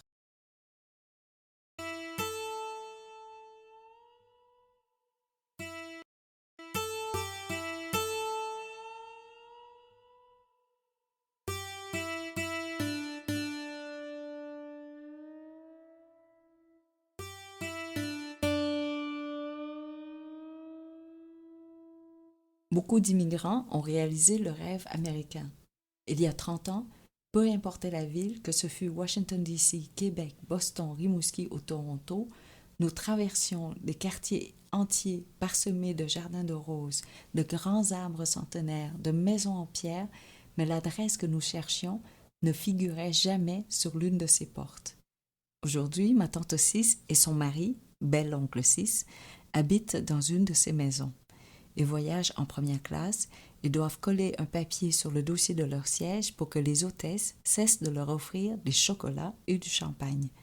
Il y a 30 ans, dans notre camp de réfugiés en Malaisie, ce même bel-oncle Cis rampait moins vite que sa fille de 8 mois parce qu'il souffrait de carences alimentaires. Cette même tante Cis devait coudre avec une seule aiguille des habits pour acheter du lait à sa fille. Il y a 30 ans, nous vivions avec eux dans la noirceur, sans électricité, sans eau courante, sans intimité. Aujourd'hui, nous nous plaignons que leur maison est trop grande et notre famille étendue trop petite pour retrouver l'intensité qui habitait nos fêtes jusqu'au petit matin quand nous nous réunissions chez mes parents durant nos premières années en Amérique du Nord. Nous étions 25, parfois 30 personnes, arrivant à Montréal de Fanwood, de Montpellier, de Springfield, de Guelph, réunis dans un petit appartement de 3 chambres pendant tout le congé de Noël. Si quelqu'un voulait dormir seul, il fallait qu'il s'installe dans la baignoire. Autrement, nous étions tous les uns à côté des autres. Inévitablement, les discussions, les rires et les querelles duraient toute la nuit. Chaque cadeau que nous nous offrions était réellement un cadeau, car il n'était jamais futile. En fait, chaque cadeau était réellement un cadeau, puisqu'il provenait d'abord et avant tout d'un sacrifice et était la réponse à un besoin, à un désir ou à un rêve. Nous connaissions bien les rêves de nos proches. Nous étions serrés les uns contre les autres pendant des nuits entières. En ces temps-là, nous avions tous les mêmes rêves. Pendant longtemps, nous avons été obligés d'avoir les mêmes rêves, ceux du rêve américain. Quand j'ai eu 15 ans, ma tante Cis, qui travaillait alors dans une usine de transformation du poulet, m'a offert une boîte de thé carrée en aluminium sur laquelle il y avait des images de fées chinoises, de cerisiers et de nuages en rouge, or et noir. Ma tante Cis avait écrit sur chacun des 10 morceaux de papier pliés en deux et insérés dans le thé un métier, une profession, un rêve qu'elle avait pour moi. Journaliste, ébéniste, diplomate, avocate, dessinatrice de mode, hôtesse de l'air, écrivaine, travailleuse humanitaire, réalisatrice, politicienne. C'est grâce à ce cadeau que j'ai appris qu'il existait des métiers autres que la médecine, qu'il m'était permis de rêver mon propre rêve. Cependant, une fois obtenu, le rêve américain ne nous quitte plus, comme une greffe ou une excroissance. La première fois que je suis allée avec mes talons hauts, ma jupe droite et mon porte-documents dans un restaurant-école pour enfants défavorisés à Hanoï, le jeune serveur de ma table n'a pas compris pourquoi je lui parlais en vietnamien. Je croyais au début qu'il ne saisissait pas mon accent du Sud. Mais, à la fin du repas, il m'a dit candidement que j'étais trop grosse pour être une Vietnamienne. J'ai traduit cette remarque à mes patrons qui en rient encore aujourd'hui. J'ai compris plus tard qu'il ne parlait pas de mes 45 kilos, mais de ce rêve américain qui m'avait épaissi, empâté, alourdi. Ce rêve américain a donné de l'assurance à ma voix, de la détermination à mes gestes, de la précision à mes désirs, de la vitesse à ma démarche et de la force à mon regard. Ce rêve américain m'a fait croire que je pouvais tout avoir, que je pouvais me déplacer en voiture avec chauffeur et en même temps mesurer le poids des courges transportées sur une bicyclette rouillée par une femme aux yeux brouillés par la sueur, que je pouvais danser au même rythme que les filles qui se déhanchaient au bar pour étourdir les hommes au portefeuille bien garni de dollars américains, que je pouvais vivre dans ma grande villa d'expatriés et accompagner les enfants aux pieds nus jusqu'à leur école installée directement sur le trottoir à l'intersection de 2 rues. Mais ce jeune serveur m'a rappelé que je ne pouvais tout avoir, que je n'avais plus le droit de me proclamer vietnamienne parce que j'avais perdu leur fragilité, leur incertitude, leur peur, et il avait raison de me reprendre. À la même époque, mon patron a découpé dans un journal montréalais un article qui réitérait que la nation québécoise était caucasienne, que mes yeux bridés me classaient automatiquement dans une catégorie à part, même si le Québec m'avait donné mon rêve américain, même s'il m'avait bercé pendant 30 ans. Alors qui aimer? Personne ou chacun?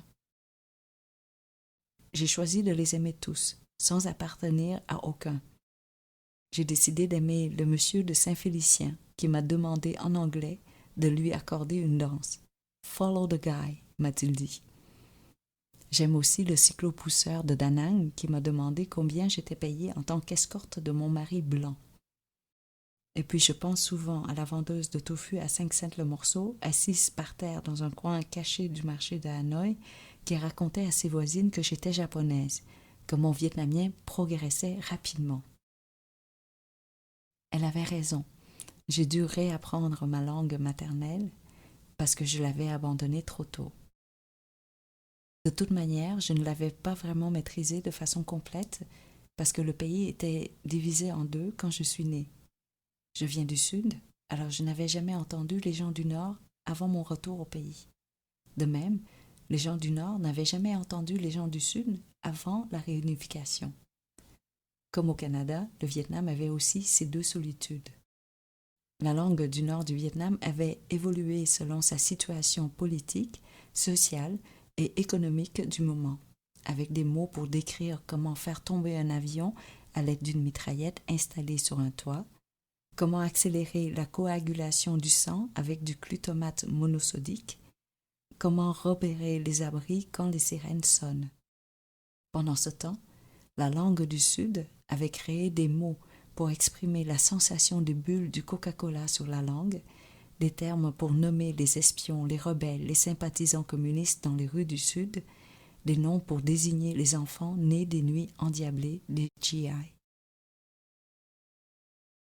C'est grâce au GI que mon bel-oncle Sis a pu acheter son passage et ceux de sa femme, ma tante Sis, et de sa toute petite fille sur le même bateau que nous.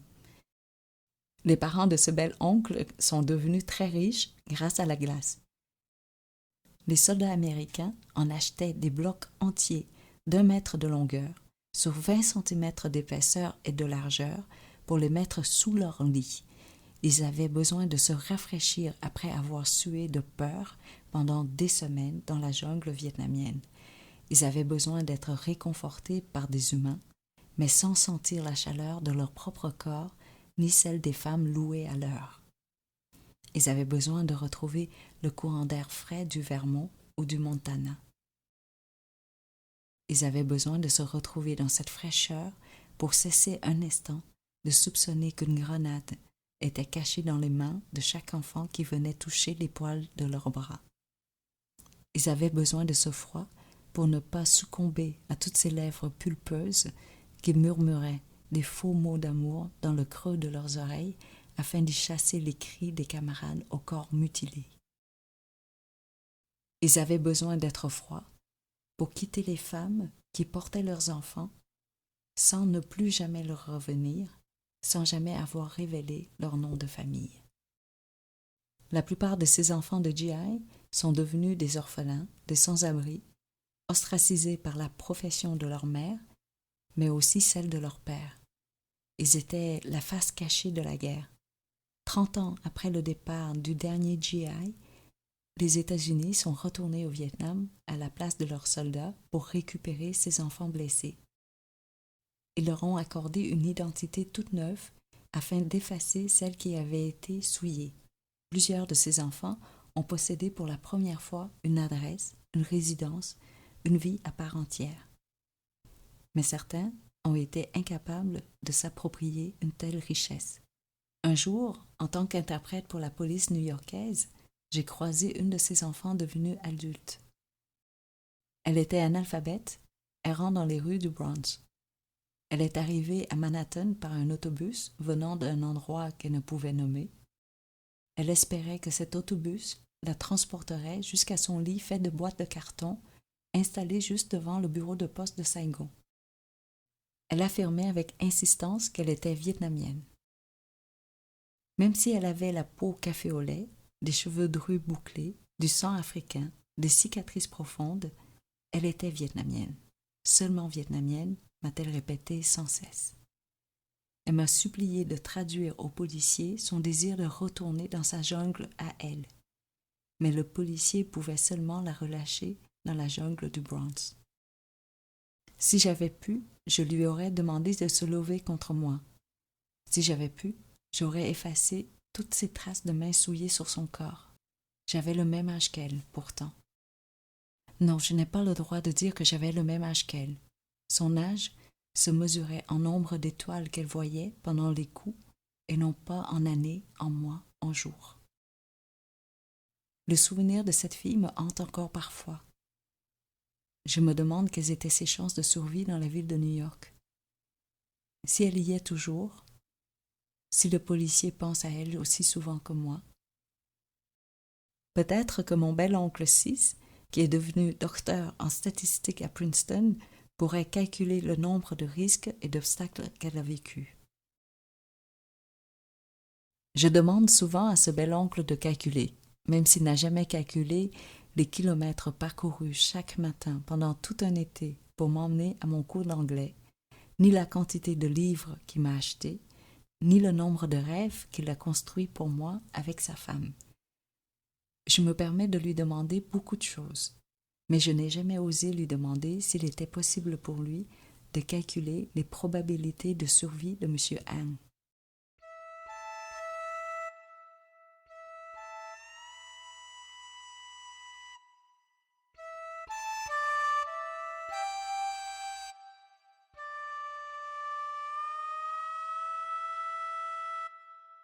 M. Han est arrivé à Granby dans le même autobus que notre famille.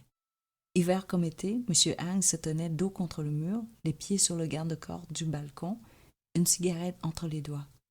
Il était notre voisin de palier. Je l'ai cru muet pendant longtemps. Si je le rencontrais aujourd'hui, je dirais qu'il est autiste. Un jour, son pied a glissé sur la rosée du matin. Et bang, il s'est étalé sur le dos. Bang! Il a crié bang plusieurs fois avant d'éclater de rire. Je me suis agenouillée pour l'aider à se relever. Il s'est appuyé sur moi en me tenant mes bras, mais il ne se relevait pas. Il pleurait. Il ne cessait de pleurer. Il s'est arrêté sec en tournant mon visage vers le ciel. Il m'a demandé quelle couleur je voyais. Bleu. Il a alors levé son pouce en l'air et a pointé son index sur ma tempe en me redemandant si le ciel était encore bleu.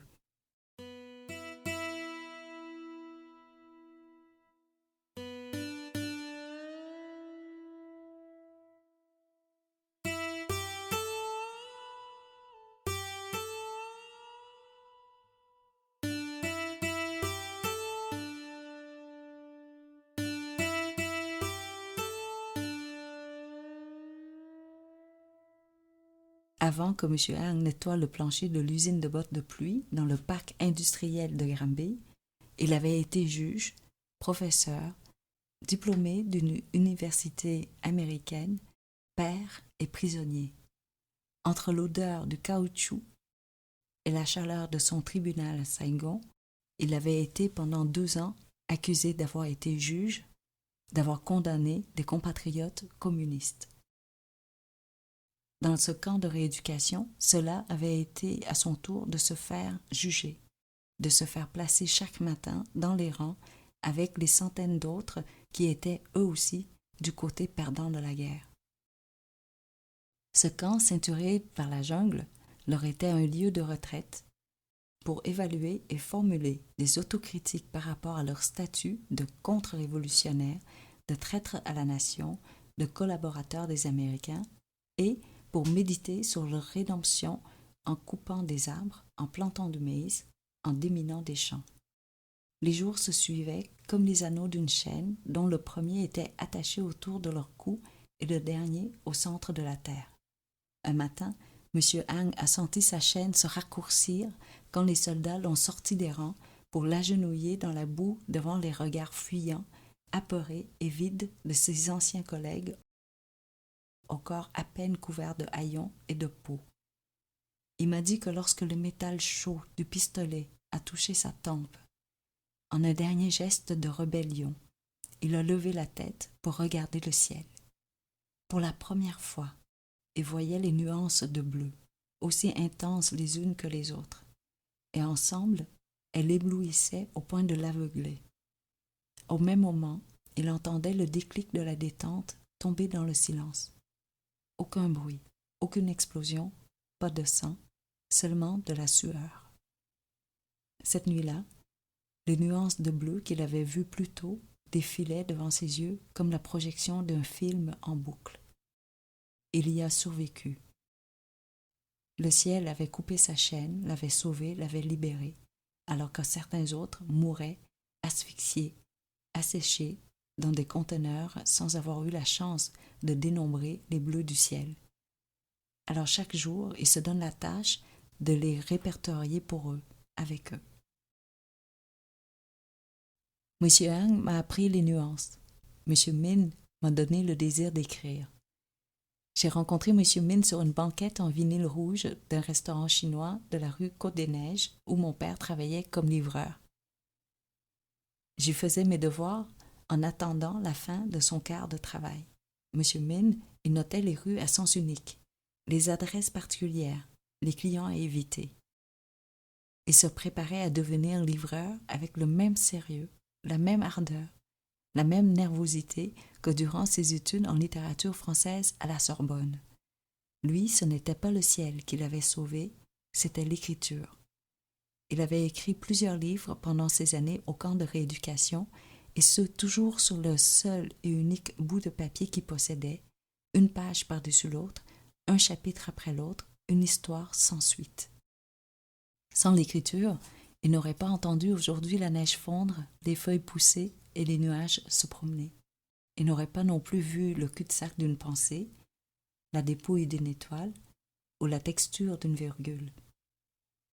Les soirs où il peignait dans sa cuisine des canards de bois, des outardes, des huards, des malards, en suivant le plan de couleurs qui lui avait été fourni par son employeur, il me récitait les mots de son dictionnaire personnel. Numulaire, gendre, quadriphonie, in extremis, saculine, logarithmique, hémorragie, comme un mantra, comme une marche vers le vide.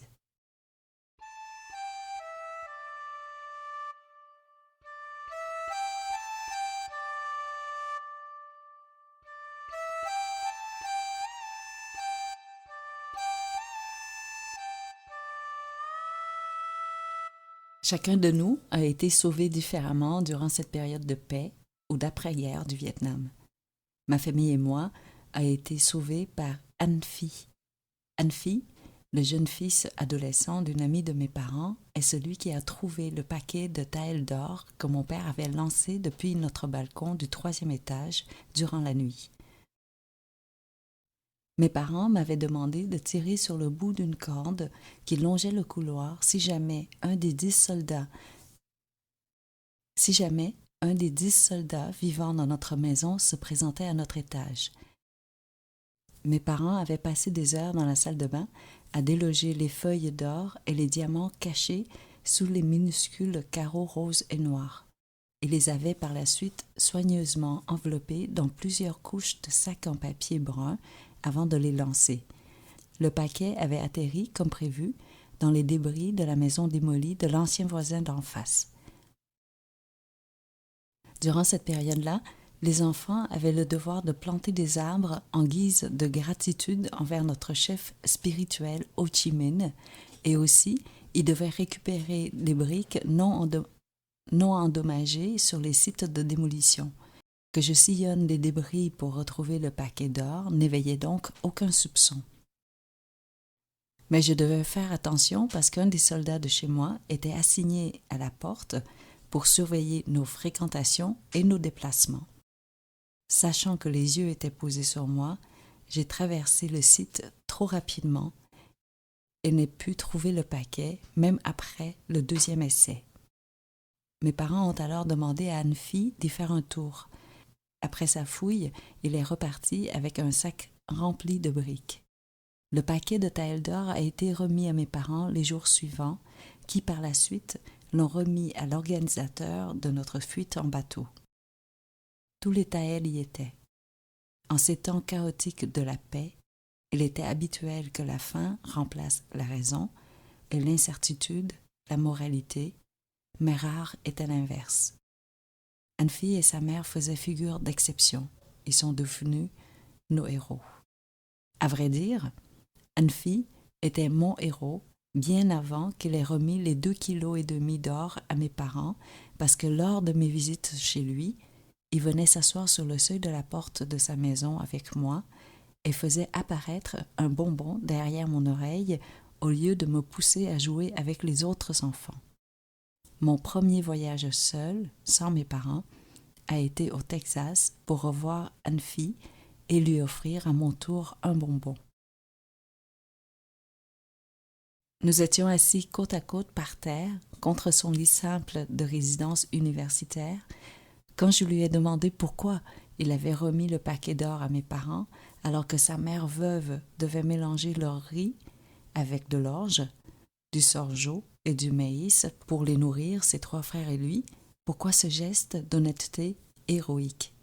Il m'a dit en riant et en me frappant à répétition avec son oreiller qu'il voulait que mes parents puissent acheter notre passage en bateau, car sinon, il n'aurait plus eu de petite fille à taquiner. Il était encore un héros, un vrai héros, parce qu'il ne peut s'empêcher de l'être, parce qu'il est sans le savoir, sans le vouloir. J'ai voulu être une héroïne auprès de la jeune fille qui vendait du porc grillé à l'extérieur des murs du temple bouddhiste en face du bureau. Elle parlait très peu, toujours au travail, absorbée par les tranches de porc qu'elle coupait, insérées dans des dizaines de baguettes qu'elle avait fendues au préalable aux 3/4. Il était difficile de voir son visage une fois que le charbon était allumé dans la boîte métallique noircie par la graisse accumulée au fil des années parce qu'un nuage de fumée et de cendres l'emballait, l'étouffait, la faisait pleurer. Son beau-frère faisait le service et la vaisselle dans les 2 pots d'eau installés directement sur le bord du trottoir qu'un égout ouvert longeait. Elle devait avoir 15-16 ans, magnifiquement belle, malgré son regard voilé et ses joues tachées de suie et de cendres. Un jour, ses cheveux ont pris feu, brûlant une partie de sa chemise en polyester avant que son frère ait eu le temps de vider le pot d'eau de vaisselle sale sur sa tête. Elle était couverte de laitue, de tranches de papaye verte, de piments, de sauce de poisson. Je suis allée la voir le lendemain, avant l'heure du lunch, pour lui offrir de venir faire le ménage au bureau et pour lui proposer de l'inscrire à un cours culinaire et à un cours d'anglais. J'étais convaincue que j'exaucerais son rêve le plus grand. Or, elle a refusé, tout refusé, d'un simple hochement de tête. J'ai quitté Hanoï ainsi, l'abandonnant à son coin de trottoir, sans avoir pu détourner son regard vers un horizon sans fumée, ni être héroïque comme une fille, comme beaucoup de gens qui ont été identifiés, nommés, désignés héros au Vietnam. Une paix née des bouches de canon enfante nécessairement des centaines, des milliers d'anecdotes de gens braves, de héros. Durant les premières années de la victoire communiste, les livres d'histoire n'avaient pas assez de pages pour contenir tous les héros. Alors ils se logeaient dans les livres de mathématiques. Combien d'avions le camarade de Kong a-t-il abattu par semaine s'il en descendait 2 par jour? On n'apprenait plus à compter avec des bananes et des ananas. On transformait la salle de classe en un immense jeu de risque avec le calcul des soldats morts, blessés ou emprisonnés et des victoires patriotiques, grandioses et colorées. Mais les couleurs n'étaient illustrées qu'à travers les mots. Les images étaient monochromes, comme les gens, peut-être pour nous empêcher d'oublier le côté sombre de la réalité. Nous devions tous porter des pantalons noirs et des chemisiers de couleur foncée. Autrement, les soldats en uniforme vert kaki nous emmenaient au poste pour une session d'interrogatoire et de rééducation.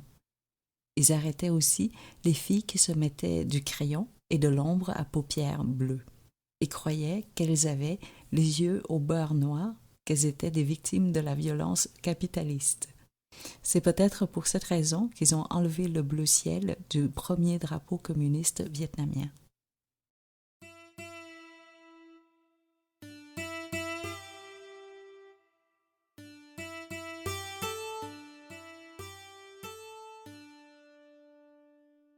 Quand mon mari a mis son t-shirt rouge avec une étoile jaune sur le torse dans les rues de Montréal, les Vietnamiens l'ont harcelé. Mes parents l'ont déshabillé pour lui enfiler un t-shirt trop petit de mon père. Même si je n'aurais jamais pu le porter moi-même, je n'ai pas empêché mon mari de l'acheter parce que j'avais déjà noué fièrement le foulard rouge autour de mon cou. J'avais intégré ce symbole de la jeunesse communiste dans ma tenue vestimentaire. J'enviais même des amis qui avaient la phrase « Tiao Muang Bak Ho » qui voulait dire « enfant chéri du parti », brodé en jaune sur la pointe triangulaire qui dépassait du col, un statut qui m'était inaccessible en raison de ma filiation, peu importe que j'ai été première de classe ou celle qui avait planté le plus d'arbres en pensant au père de notre paix. Chaque tableau noir de chaque classe, chaque bureau, chaque maison devait accrocher au moins une photo de Ho Chi Minh sur les murs. Sa photo remplaçait même celle des ancêtres que personne n'avait auparavant osé toucher puisqu'elles étaient sacrées. Les ancêtres, qu'ils aient été joueurs, nuls ou violents, devenaient tous respectables et intouchables une fois morts, une fois mis sur l'autel avec l'encens, des fruits et du thé. Les autels devaient toujours se trouver à une hauteur assez élevée pour que le regard des ancêtres nous surplombe. Tous les descendants devaient porter leurs ancêtres, non pas dans leur cœur, mais au-dessus de leur tête. Tout récemment, j'ai vu à Montréal une grand-mère vietnamienne demander à son petit-fils d'1 an « Thung ba de đâu ». Je ne sais pas comment traduire cette phrase de seulement 4 mots, mais qui contient 2 verbes, aimer et porter. Littéralement, c'est aimer, grand-mère, porter où. Le petit s'est touché la tête avec la main. J'avais complètement oublié ce geste que moi-même j'ai fait 1000 fois quand j'étais petite. J'avais oublié que l'amour vient de la tête et non pas du cœur. De tout le corps, seule la tête importe. Il suffit de toucher la tête d'un Vietnamien pour l'insulter. Non seulement lui, mais tout son arbre généalogique. C'est ainsi qu'un timide Vietnamien de 8 ans s'est transformé en tigre furieux quand son coéquipier québécois a frotté le dessus de sa tête pour le féliciter d'avoir attrapé son premier ballon de football. Si une marque d'affection peut parfois être comprise comme une offense, peut-être que le geste d'aimer n'est pas universel. Il doit aussi être traduit d'une langue à l'autre et doit être appris. Dans le cas du vietnamien, il est possible de classifier, de quantifier le geste d'aimer par des mots spécifiques.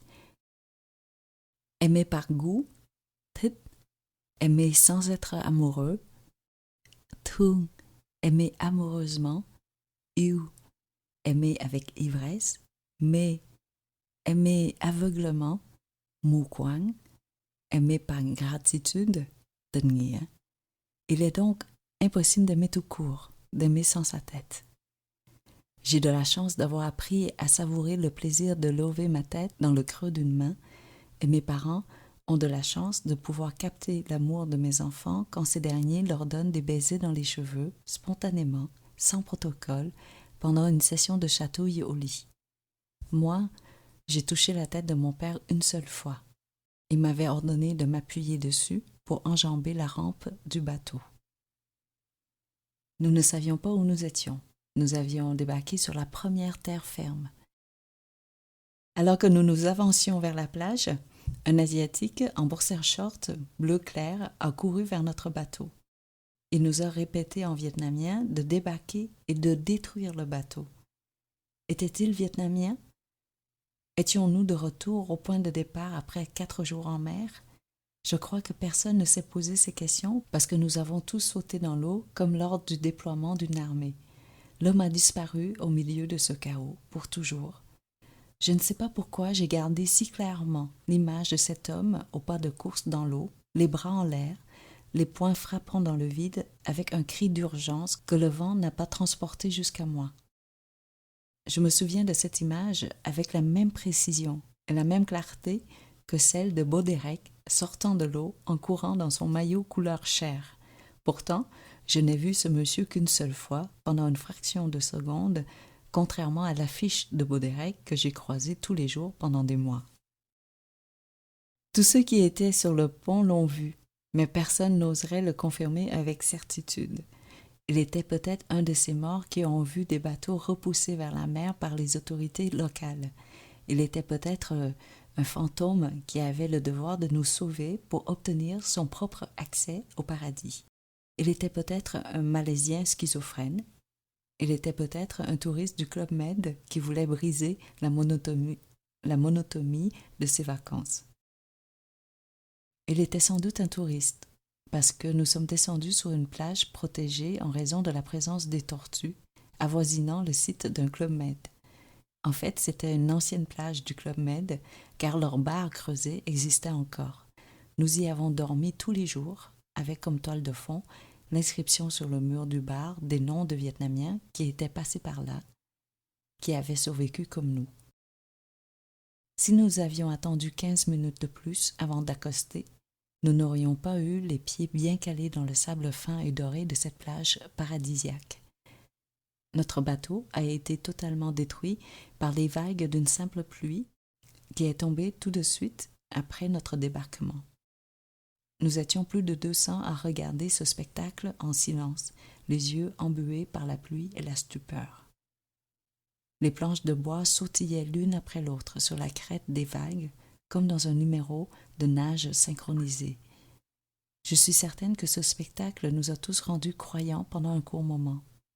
Tous sauf un. Il est retourné sur ses pas pour aller chercher des taëls d'or qu'il avait cachés dans le fût d'essence du bateau. Il n'est jamais revenu.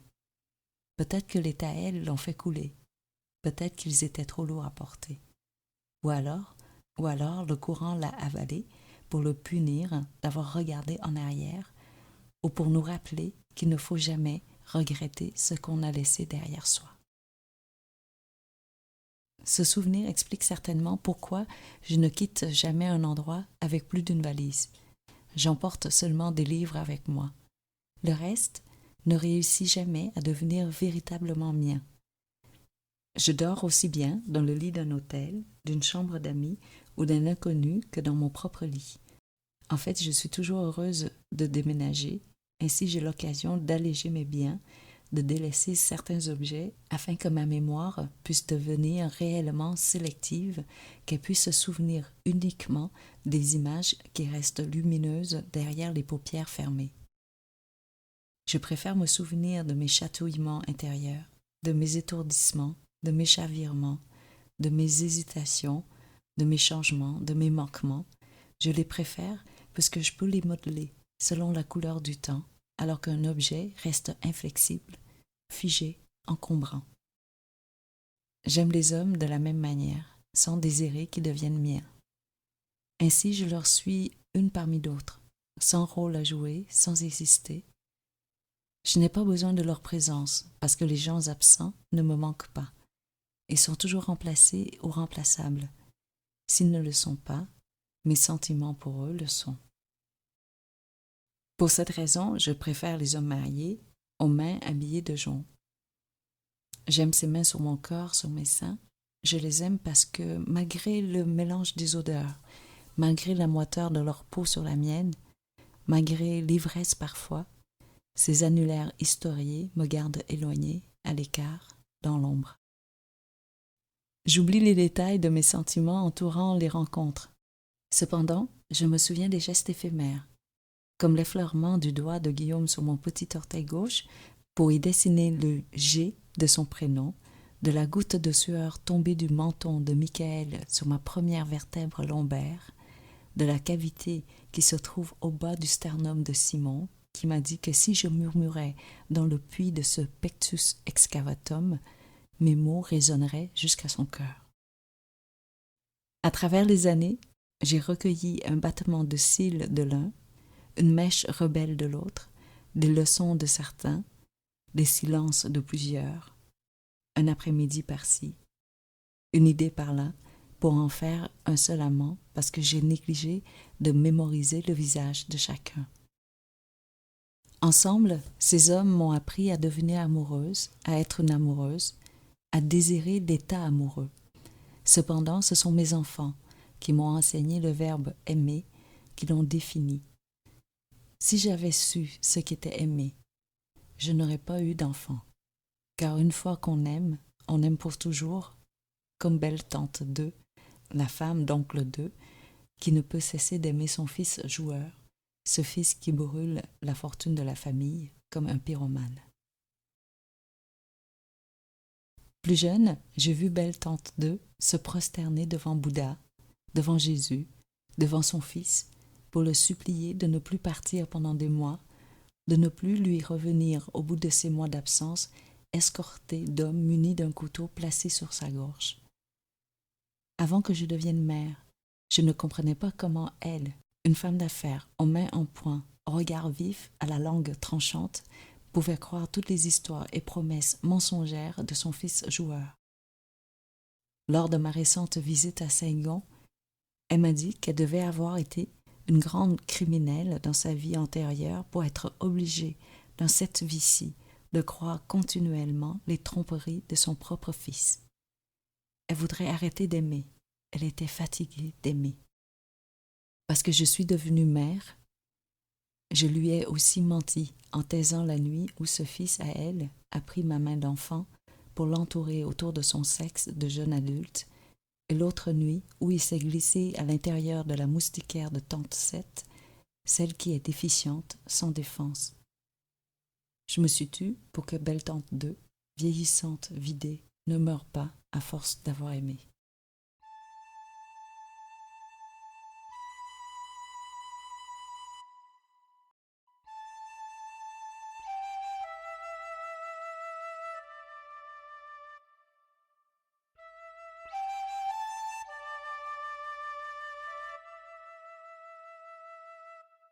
Tante Seth est la 6e enfant de ma grand-mère maternelle. Son chiffre 7 ne lui a pas porté chance comme il le devait. Quand j'étais petite, tante Seth m'attendait parfois à la porte avec une spatule de bois dans les mains, prête à me frapper de toutes ses forces pour faire sortir de son corps la chaleur emmagasinée. Elle avait toujours chaud. Elle avait besoin de crier, de se jeter sur le plancher, de se défouler en frappant. Dès ses premiers hurlements, tous les domestiques couraient à travers la maison, lâchant en route leurs seaux d'eau, leurs couteaux, leurs chaudrons, leurs torchons, leurs balais, pour venir l'immobiliser. À cette agitation s'ajoutaient les cris de ma grand-mère, de ma mère, de mes autres tantes, des enfants et les miens. Nous étions une chorale de 20 voix, frôlant l'hystérie et la folie. Au bout d'un moment, nous ne savions plus pourquoi nous hurlions. Parce que le cri initial, celui de tante Seth, avait été étouffé par les nôtres depuis longtemps déjà. Mais chacun continuait de crier, profitait de l'occasion pour le faire. Parfois, au lieu de m'attendre à la porte, tante Seth l'ouvrait après avoir volé les clés de ma grand-mère. Elle l'ouvrait pour nous quitter, pour se retrouver en liberté dans les ruelles où son handicap n'était pas visible, ou du moins ignoré. Certains ignoraient son handicap en acceptant son collier en or de 24 carats en échange d'un morceau de goyave, ou en s'adonnant au sexe avec elle en échange d'une flatterie. Certains espéraient même qu'elle enfante pour faire du bébé l'objet d'un chantage. À cette époque, ma tante et moi, nous avions le même âge mental. Nous étions des amis, nous racontant nos peurs, nous partagions nos histoires. Aujourd'hui, cette tante handicapée me considère comme une adulte, alors elle ne me raconte plus ses fugues ni ses anciennes histoires de ruelles. Je rêvais de me retrouver moi aussi dans les rues à jouer à la marelle avec les enfants du voisinage. Je les enviais à travers nos fenêtres grillagées ou depuis nos balcons. La maison était ceinte de murs de béton, hauts de 2 mètres, avec des tessons de verre encastrés dessus pour décourager toute intrusion. De l'endroit où j'étais, il était difficile de dire si ce mur existait pour nous protéger ou pour nous enlever l'accès à la vie. Les ruelles grouillaient d'enfants qui sautaient à la corde, tressés avec des centaines d'élastiques multicolores. Mon jouet préféré n'était pas une poupée qui disait « I love you ». Mon jouet de rêve était un petit banc de bois avec un tiroir intégré dans lequel les marchandes de rue mettaient leur argent, ainsi que les 2 paniers qu'elles transportaient à chaque bout d'une longue barre en bambou déposée sur leurs épaules. Elles vendaient des soupes de toutes sortes. Elles marchaient entre les 2 poids. D'un côté, un grand chaudron de bouillon et un feu de charbon pour le garder chaud. De l'autre, les bols, les baguettes, les vermicelles et le condiment. Parfois, elles avaient même leur bébé accroché dans leur dos. Chaque marchande annonçait son produit avec une mélodie particulière. J'avais un ami français qui se levait à 5 heures du matin pour enregistrer leurs chants. Il me disait que bientôt, ces sons ne résonneraient plus dans les rues, que ces commerçants ambulants allaient abandonner leurs paniers pour la manufacture. Alors, ils sauvegardaient religieusement leurs voix et me demandaient de les traduire au fur et à mesure pour les répertorier selon les catégories. Marchand de soupe, de crème de soja, acheteuse de verre pour le recyclage, rémouleur, masseur pour hommes, vendeuse de pain. Nous passions des après-midi entiers à faire cet exercice de traduction. Avec cet ami, j'ai appris que la musique provenait de la voix, du rythme et du cœur de chacun, et que la musicalité de ces mélodies non notées pouvait soulever le rideau de la brume, traverser les fenêtres et les moustiquaires pour venir nous réveiller doucement, telle une berceuse matinale. Il fallait qu'ils se réveillent tôt pour les enregistrer, car les soupes se vendaient surtout le matin. Chaque soupe avait ses vermicelles. Les ronds avec du bœuf, les petits et plats avec du porc et des crevettes, les transparents avec du poulet. Chaque femme avait sa spécialité et son parcours. Quand Marie-France, ma professeure de Granby, m'a demandé de décrire mon petit déjeuner, je lui ai dit soupe, vermicelle, porc. Elle m'a reprise à plusieurs occasions en mimant le réveil, en se frottant les yeux et en s'étirant. Mais ma réponse restait la même, avec une légère variation, du riz au lieu des vermicelles. Les autres enfants vietnamiens donnaient des descriptions semblables à la mienne. Alors elle a téléphoné à la maison pour vérifier auprès de mes parents l'exactitude de nos réponses. Nous avons progressivement cessé de déjeuner avec des soupes et du riz. Personnellement, je n'ai pas trouvé de substitut, alors je ne déjeune que très rarement. J'ai repris l'habitude de déjeuner avec de la soupe quand j'ai été enceinte de mon fils Pascal au Vietnam. Je ne désirais pas de cornichons ni de beurre d'arachide, seulement un bol de soupe avec des vermicelles achetées au coin de la rue. Pendant toute ma jeunesse, ma grand-mère nous a interdit de manger ces soupes car les bols étaient lavés dans un minuscule seau d'eau. C'était impossible pour les marchandes de transporter de l'eau sur leurs épaules, en plus du bouillon et des bols. Elle demandait alors aux gens de leur donner de l'eau propre quand c'était possible. Petite, je les attendais souvent à la clôture près de la porte de la cuisine avec de la nouvelle eau pour leur seau. J'aurais échangé ma poupée aux yeux bleus contre leur banc de bois. J'aurais dû le leur proposer car aujourd'hui, elles les ont échangés contre des bancs en plastique, plus légers, sans tiroir intégré, incapables d'enregistrer les traces de fatigue et d'usure dans leur veinure comme des bancs de bois. Les marchandes sont entrées dans l'ère moderne en ayant encore le poids de la palanche sur leurs épaules. La trace d'un sac de pain sandwich pomme aux bandes rouges et jaunes est indélébile sur notre premier grille-pain. Nos parents et Granby avaient mis cet article ménager en tête de liste des choses essentielles à acheter quand nous sommes arrivés dans notre premier appartement. Pendant des années, nous avons traîné ce grille-pain d'un déménagement à l'autre sans jamais l'utiliser parce que nous déjeunions avec du riz, de la soupe, des restes de la veille. Tranquillement, nous avons commencé à manger des Rice Krispies sans lait. Mes frères, eux, ont continué avec des rôtis et de la confiture. Mon plus jeune frère déjeune de 2 tranches de pain sandwich avec du beurre et de la gelée de fraises chaque matin depuis 20 ans, sans exception, qu'il soit posté à New York, à New Delhi, à Moscou ou à Saigon. Sa bonne vietnamienne a essayé de changer ses habitudes en lui présentant des boules de riz collant fumantes, recouvertes de noix de coco fraîchement râpées, de grains de sésame rôtis et d'arachides écrasés au mortier, ou un bout de baguette chaude au jambon tartiné de mayonnaise maison, de pâté de foie, agrémenté d'une tige de coriandre, et les refusait du revers de la main, pour retourner à son pain sandwich gardé au congélateur. J'ai découvert durant ma dernière visite chez lui qu'il garde dans une armoire notre vieux grille-pain taché. C'est la seule bagatelle qu'il traîne avec lui d'un pays à l'autre, comme si elle était un point d'ancrage ou le souvenir du premier ancrage.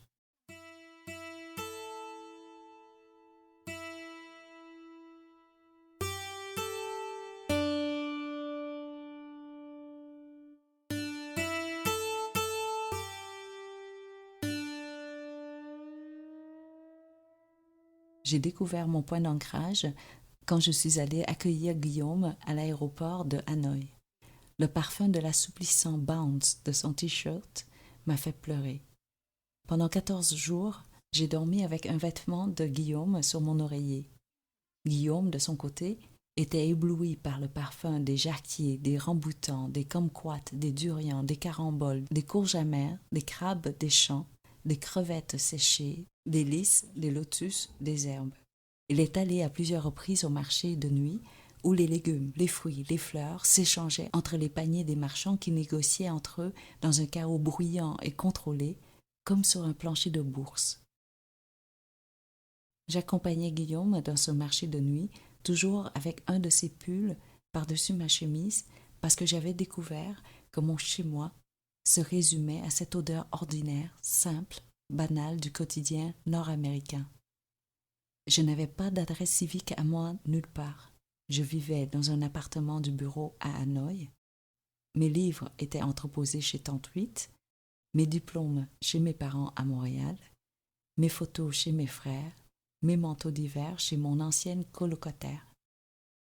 J'ai constaté pour la première fois que le Bounce, l'odeur du Bounce, m'avait donné mon premier mal du pays. Pendant mes premières années au Québec, mes vêtements sentaient l'humidité ou la nourriture parce que, après le lavage, ils étaient accrochés dans nos chambres sur des cordes tendues entre deux murs. La nuit, toutes les nuits, ma dernière image a été des couleurs suspendues à travers la chambre comme les drapeaux de prière tibétains. Pendant des années, j'ai respiré le parfum assouplissant des vêtements de mes camarades de classe quand un vent le transportait jusqu'à moi. Je humais avec bonheur les sacs de vêtements usagés que nous recevions. Je ne désirais que cette odeur. Guillaume est reparti après son séjour de 2 semaines à Hanoï avec moi. Il n'avait plus aucun vêtement propre à me laisser. Au cours des mois suivants, j'ai reçu par la poste, de temps à autre, un mouchoir fraîchement séché au Bounce dans un sac de plastique hermétiquement fermé. Le dernier paquet qu'il m'a envoyé contenait un billet d'avion pour Paris et m'y attendait pour un rendez-vous chez un parfumeur. Il voulait que je sente la feuille de violette, l'iris, le cyprès bleu, la vanilline, la livèche et surtout l'immortelle, une odeur à propos de laquelle Napoléon disait qu'il pouvait sentir son pays avant même d'y avoir posé le pied. Guillaume voulait que je trouve une odeur qui me donnerait mon pays, mon univers. Je n'ai jamais porté un autre parfum que celui qui a été créé pour moi à la demande de Guillaume pendant ce voyage à Paris. Il a remplacé le Bounce. Il parle pour moi et me rappelle que j'existe. Une de mes colocataires a étudié pendant plusieurs années la théologie, l'archéologie, l'astronomie pour comprendre qui est notre créateur, qui nous sommes, pourquoi nous existons. Chaque soir, elle arrivait à l'appartement avec non pas des réponses, mais des questions nouvelles. Moi, je n'ai jamais eu d'autres questions que celle du moment où je pourrais mourir. J'aurais dû choisir ce moment avant l'arrivée de mes enfants, car j'ai depuis perdu l'option de mourir. L'odeur surette de leurs cheveux cuits sous le soleil, l'odeur de la sueur dans leur dos la nuit au réveil d'un cauchemar, l'odeur poussiéreuse de leurs mains à la sortie des classes, m'ont obligé et m'obligent à vivre, à être ébloui par l'ombre de leurs cils, à être ému par un flocon de neige, à être renversé par une larme sur leurs joues. Mes enfants m'ont donné le pouvoir exclusif de souffler sur une plaie pour faire disparaître la douleur, de comprendre des mots non prononcés, de détenir la vérité universelle, d'être une fée éprise de leurs odeurs. Wyatt était épris du aïe parce que cette tunique rend le corps des femmes magnifiquement fragile et démesurément romantique. Un jour, il m'a emmené dans une grande villa cachée derrière des rangées de kiosques construits sur le terrain de l'ancien jardin. La villa était habitée par 2 sœurs vieillissantes qui vendaient tranquillement leurs meubles aux collectionneurs pour assurer leur survie au quotidien.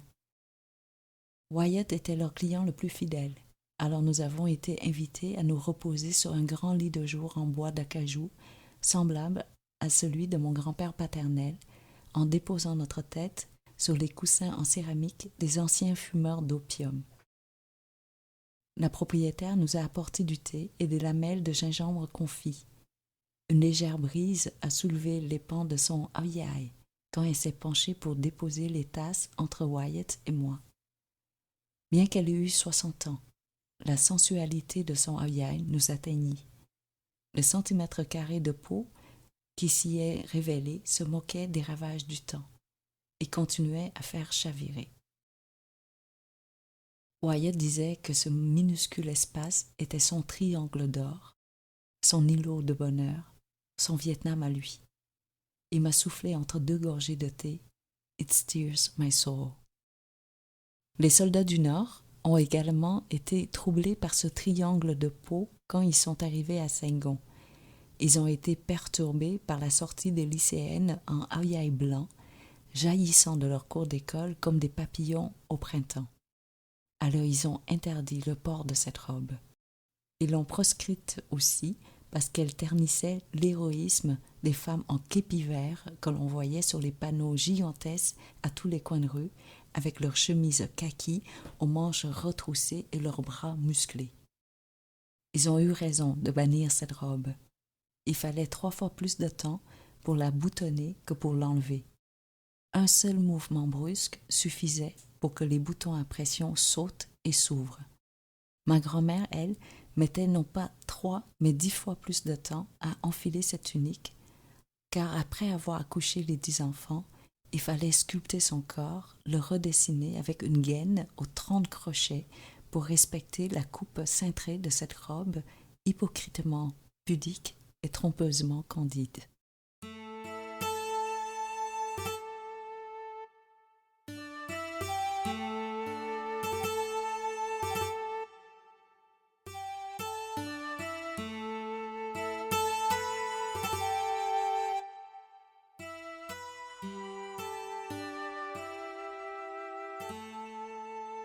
Ma grand-mère est aujourd'hui une femme très âgée, mais elle est encore belle, somptueusement, comme une reine.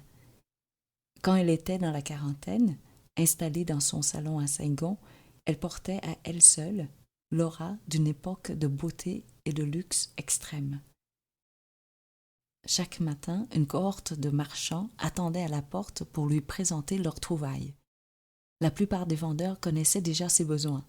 Ils lui apportaient de nouvelles pièces de vaisselle, des fleurs en plastique fraîchement arrivées d'Europe et inévitablement des soutiens-gorge pour ses 6 filles. Mais comme le pays était en guerre et le marché instable, il valait mieux tout prévoir. Parfois, c'était des diamants.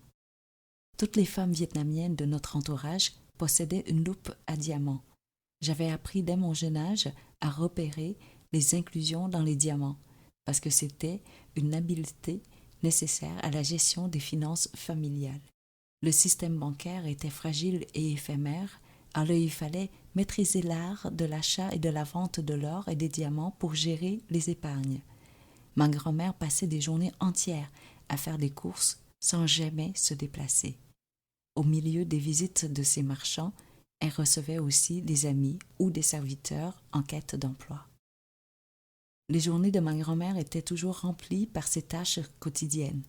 Alors même si elle était croyante, elle n'avait pas le temps de s'asseoir devant Bouddha.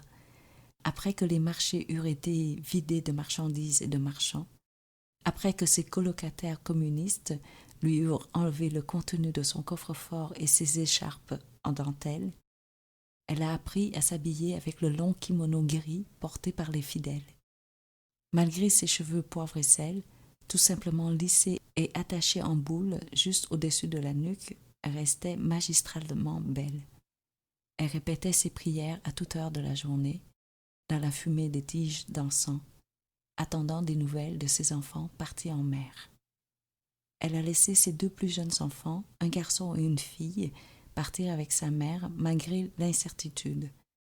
Ma mère a demandé à ma grand-mère de choisir entre le risque de perdre son fils en mer et celui de le retrouver déchiqueté dans un champ de mines en faisant son service militaire au Cambodge.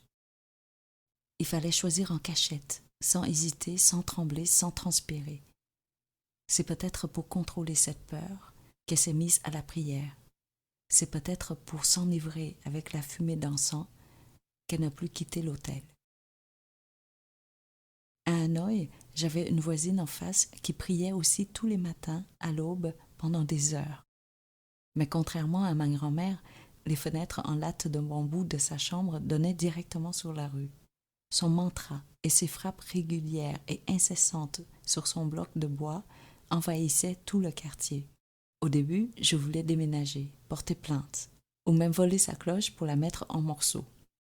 Mais après quelques semaines, j'ai cessé de maudire cette femme car l'image de ma grand-mère est venue me hanter. Durant les premières années des grands bouleversements, ma grand-mère se réfugiait parfois dans des temples. Elle voulait tellement s'y cacher qu'elle a même accepté que Tante Seth l'y conduise.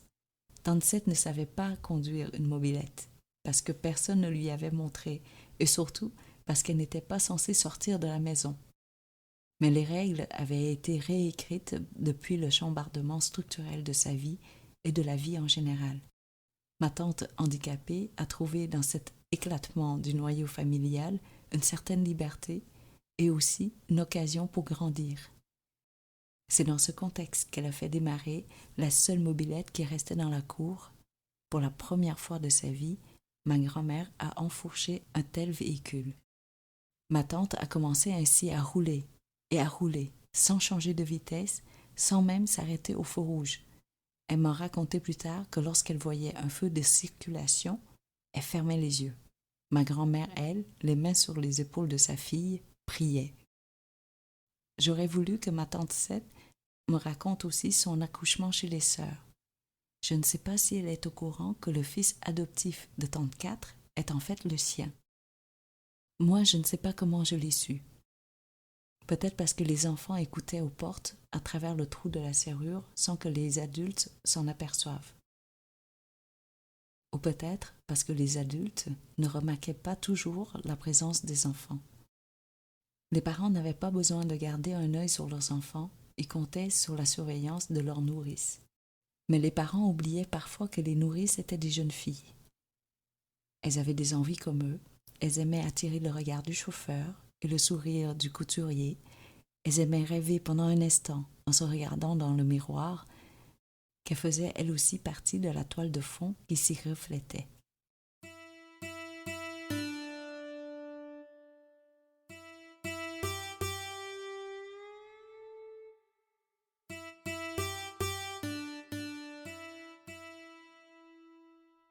J'ai toujours eu des nourrices, mais elles m'oubliaient parfois. Moi, je ne me souviens d'aucune d'entre elles, même si je les retrouve souvent dans un coin, hors champ, sur mes photos d'enfance. Mon fils Pascal aussi a perdu le souvenir de sa nourrice, Lek, presque tout de suite après notre départ de Bangkok pour revenir à Montréal. Pourtant, sa nourrice thaïlandaise avait été avec lui 7 jours sur 7, 24 heures sur 24, pendant plus de 2 ans, sauf pour quelques jours de congé de temps à autre. Lek a aimé Pascal dès la première seconde. Elle le faisait admirer dans le voisinage comme s'il était le sien, le plus beau, le plus magnifique. Elle aimait tellement, j'en avais peur qu'elle n'oublie qu'une séparation allait inévitablement avoir lieu. Nous allions la quitter un jour, et malheureusement, mon fils ne garderait peut-être aucun souvenir d'elle. Lek ne connaissait que quelques mots d'anglais, et moi quelques mots thaï. Mais nous réussissions tout de même à tenir de longues conversations sur les résidents de mon immeuble. L'image la plus cinématographique était celle du voisin du 9e, un Américain d'une 30aine d'années.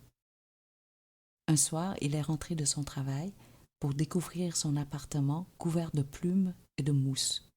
Ses pantalons étaient coupés en deux dans le sens de la longueur, ses sofas éventrés, ses tables lacérées au couteau, ses rideaux déchirés.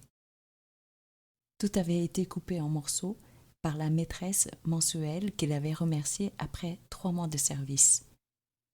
Il n'aurait pas dû dépasser le temps limite d'1 mois parce que l'espoir d'un grand amour croissait de jour en jour dans sa tête à elle, même si elle continuait à être payée chaque vendredi pour aimer. Afin d'éviter une déception de cette taille, peut-être n'aurait-il pas fallu l'inviter à tous ses repas où elle souriait sans rien comprendre, où elle était une décoration pour meubler la table, où elle avalait des vichysoises en désirant trop fortement une salade de papaye verte au piment oiseau qui déchire la bouche, qui brûle les lèvres, qui incendie le cœur. J'ai souvent demandé aux étrangers qui achetaient en Asie l'amour à l'unité pourquoi, au lendemain de nuits mouvementées, ils insistaient pour partager leur repas avec leur maîtresse vietnamienne ou thaïlandaise. Elles auraient préféré recevoir le coût de ces plats en argent comptant afin d'acheter une paire de souliers à leur mère, de changer le matelas de leur père ou d'envoyer leur petit frère à un cours d'anglais? Pourquoi désirer leur présence en dehors du lit alors que leur vocabulaire se limitait aux conversations tenues derrière les portes fermées? Ils m'ont répondu que je n'avais rien compris. Ils avaient besoin de ces jeunes filles pour une raison tout autre. Elles étaient là pour leur redonner leur jeunesse.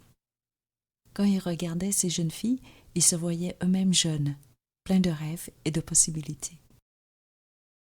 Elles leur donnaient l'illusion de ne pas avoir raté leur vie, ou à tout le moins la force et le désir de la recommencer. Sans elles, ils se sentaient désillusionnés, tristes. Tristes de ne pas avoir assez aimé ou de ne pas avoir été assez aimés. Ils étaient désillusionnés parce que l'argent ne leur avait pas apporté le bonheur, sauf dans ces pays où ils pouvaient se procurer pour 5 $ une heure de bonheur, ou du moins d'affection, de compagnie et d'attention. Pour 5 $, ils avaient une fille gauchement maquillée qui venait partager un café ou une bière avec eux et riait aux éclats parce qu'ils avaient dit en vietnamien le mot uriner pour désigner le poivre. Ces deux mots se différencient que par un accent, un ton presque imperceptible aux oreilles non entraînées. Un simple accent pour un simple moment de bonheur. Un soir, en suivant dans un restaurant un homme qui avait le lobe d'une oreille fendue comme celui d'un des soldats communistes qui avaient habité dans ma famille à Saigon, j'ai vu par la fente entre deux panneaux d'une salle privée 6 filles placées en ligne contre le mur, perchées sur leurs escarpins, le visage lourdement fardé, le corps frêle, la peau frissonnante, complètement nues sous la lumière intermittente des néons. Ensemble, 6 hommes ciblaient les filles avec chacun un billet de 100 $ américains, roulé serré, plié en deux autour d'un élastique tendu. Les billets traversaient la salle enfumée avec la vitesse folle des projectiles pour venir frapper la peau diaphane des filles. Durant mes premiers mois au Vietnam, j'étais très flattée quand les gens me prenaient pour l'escorte de mon patron, malgré mon tailleur griffé et mes talons sévères, puisque cela voulait dire que j'étais encore jeune, mince et fragile. Mais après avoir assisté à cette scène, où les filles devaient se pencher pour ramasser les billets de 100 $ en boules éparpillés à leurs pieds, j'ai cessé de me sentir flattée par respect pour elles. Car derrière ces corps de rêve et ces jeunes années de vie, elles portaient à leur tour le poids invisible de l'histoire du Vietnam, à l'instar des femmes au dos acquis. Comme certaines de ces filles, qui avaient la peau encore trop délicate, qui ne supportaient pas le poids, je suis partie avant la 3e série de tirs.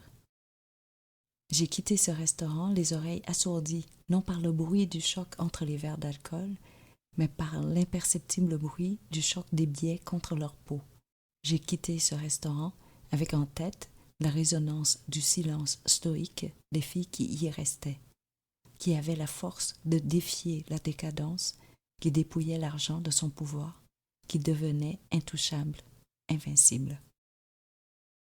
Quand je croise des filles à Montréal ou ailleurs qui blessent leur corps intentionnellement, volontairement, qui veulent avoir des cicatrices dessinées sur leur peau à tout jamais, je ne peux m'empêcher de souhaiter secrètement qu'elles rencontrent ces autres filles qui ont, elles aussi, des cicatrices permanentes, mais tellement profondes qu'elles sont invisibles à l'œil nu.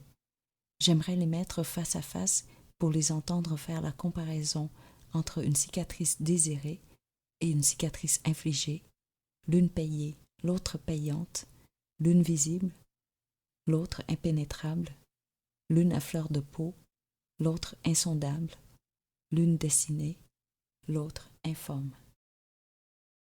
Tante Seth a elle aussi une cicatrice au bas du ventre, la trace d'une de ses escapades dans le labyrinthe des ruelles où elle se faufilait entre les marchands de glace, les vendeurs de babouches, les voisins en chicane, les femmes en colère et les hommes en érection. Lequel de ces hommes était le père de son enfant? Personne n'osait interroger tante Seth puisqu'il a fallu lui mentir pendant le temps de la grossesse pour la protéger de son propre ventre en le dissimulant sous l'habit des religieuses du couvent des oiseaux. Les sœurs l'appelaient Josette, et lui montrait comment écrire son nom en dessinant les lettres en pointillés. Josette n'a jamais su pourquoi elle grossissait, ni pourquoi, au réveil d'un sommeil profond, elle avait maigri. Elle savait seulement que le fils adoptif de Tante Quatre fuguait comme elle, dès qu'il le pouvait. Il sillonnait les mêmes ruelles à la vitesse de la lumière, tenant ses sandales à la main, afin que ses pieds sentent la chaleur de l'asphalte, la texture d'un excrément, le tranchant d'un tesson de bouteille. Il a couru pendant toute son enfance. Et pendant toute son enfance, petits et grands, nous étions 10, 15, parfois 20, à patrouiller le voisinage chaque mois. Un jour, nous sommes rentrés bredouilles, de même que les domestiques et les voisins. Il est parti de notre vie par le même sillage que celui d'où il est arrivé, en laissant pour seul souvenir une cicatrice au-dessus du pubis de sa mère. Au-dessus du pubis de sa mère. Mon fils Henri fugue aussi et court jusqu'au fleuve de l'autre côté d'une autoroute, d'un boulevard, d'une rue, d'un parc et d'une autre rue. Et court vers ces eaux où le rythme régulier et le mouvement constant des ondulations du courant l'hypnotisent, le calment, le protègent. J'ai appris à être une ombre dans son ombre pour le suivre au pas, sans le perturber, sans le troubler, sans l'agresser. Mais une fois, il m'a suffi d'une seule seconde d'égarement pour que je le voie se lancer devant les voitures, enthousiaste et vivant comme jamais auparavant. J'étais suffoquée par la juxtaposition de sa joie si rare, si inattendue, et de mon angoisse de voir son corps projeté dans les airs au-dessus d'un pare-choc. Fallait-il fermer les yeux et ralentir ma course pour éviter d'être témoin de l'impact, pour survivre? La maternité, la mienne, m'a affligée d'un amour qui vandalise mon cœur. Le boursoufle l'essouffle et l'a expulsé de ma cage thoracique quand j'ai vu mon fils aîné, Pascal, arriver de nulle part, plaquer son frère sur le gazon fraîchement coupé sur le terre-plein du boulevard. Pascal est tombé sur son frère, tel un ange, avec des petites cuisses dodues, des joues roses bonbons et un minuscule pouce levé en l'air. J'ai pleuré de joie en prenant mes deux fils par la main, mais j'ai aussi pleuré de douleur de cette autre mère vietnamienne qui a assisté à l'exécution de son fils. Ce jeune fils, 1 heure avant sa mort, courait, cheveux au vent, à travers les rizières afin de transporter des messages d'un homme à un autre, d'une main à une autre, d'une cachette à une autre, pour préparer la révolution, pour prêter main forte à la résistance, mais aussi parfois pour faire voyager un simple mot d'amour. Ce fils, il courait avec son enfance dans les jambes. Il ne voyait pas le risque réel de se faire attraper par les soldats du camp ennemi. Il avait 6 ans, peut-être 7. Il ne lisait pas encore. Il savait juste tenir fermement dans ses mains le bout de papier qu'on lui avait remis. Mais une fois capturé, debout au milieu des fusils pointés vers lui, il ne s'est plus souvenu de la destination de sa course, ni du nom du destinataire de la note, ni du lieu exact de son point de départ. La panique l'a fait taire. Les soldats l'ont tué. Son corps frêle s'est affaissé au sol alors que les soldats sont repartis en mâchant leur gomme. Sa mère a couru à travers cette rizière où les traces des pieds de son fils étaient encore fraîches. Malgré le bruit de la balle qui avait déchiré l'espace, le paysage restait le même. Les jeunes pousses de riz continuaient à être bercées par le vent, impassibles devant la brutalité de ces amours trop grands, de ces douleurs trop sourdes pour que les larmes coulent, pour que les cris s'échappent de cette mère qui recueillait, avec sa vieille natte, le corps de son fils à moitié enfoncé dans la boue. J'ai retenu mes cris pour ne pas altérer le bruit hypnotisant des machines à coudre placées l'une derrière l'autre dans le garage de mes parents. Comme mes frères et moi, mes cousins cousaient après l'école pour ramasser de l'argent de poche. Les yeux fixés sur le mouvement régulier et rapide des aiguilles, nous ne nous voyions pas, alors nos conversations devenaient très souvent des confessions. Mes cousins n'avaient que 10 ans, mais ils avaient déjà un passé à raconter parce qu'ils sont nés dans un Saigon éteint et ont grandi dans la période la plus noire du Vietnam. Ils m'ont décrit, en ricanant, comment ils avaient masturbé des hommes en échange d'un bol de soupe à 2000 dongs. Ils ont dépeint, sans retenue ni réserve, ces gestes sexuels avec le naturel et la pureté de ceux qui considèrent que la prostitution est uniquement une affaire d'adultes et d'argent, qu'elle n'implique pas des enfants de 6 ou 7 ans comme eux, qui s'y adonnaient pour un repas de 15 cents. Je les ai écoutés sans me retourner, sans arrêter de coudre, sans commenter, parce que je voulais protéger l'innocence de leurs propos, de ne pas souiller leur candeur avec mon regard. C'est certainement grâce à cette innocence qu'ils sont devenus des ingénieurs après 10 ans d'études à Montréal et à Sherbrooke.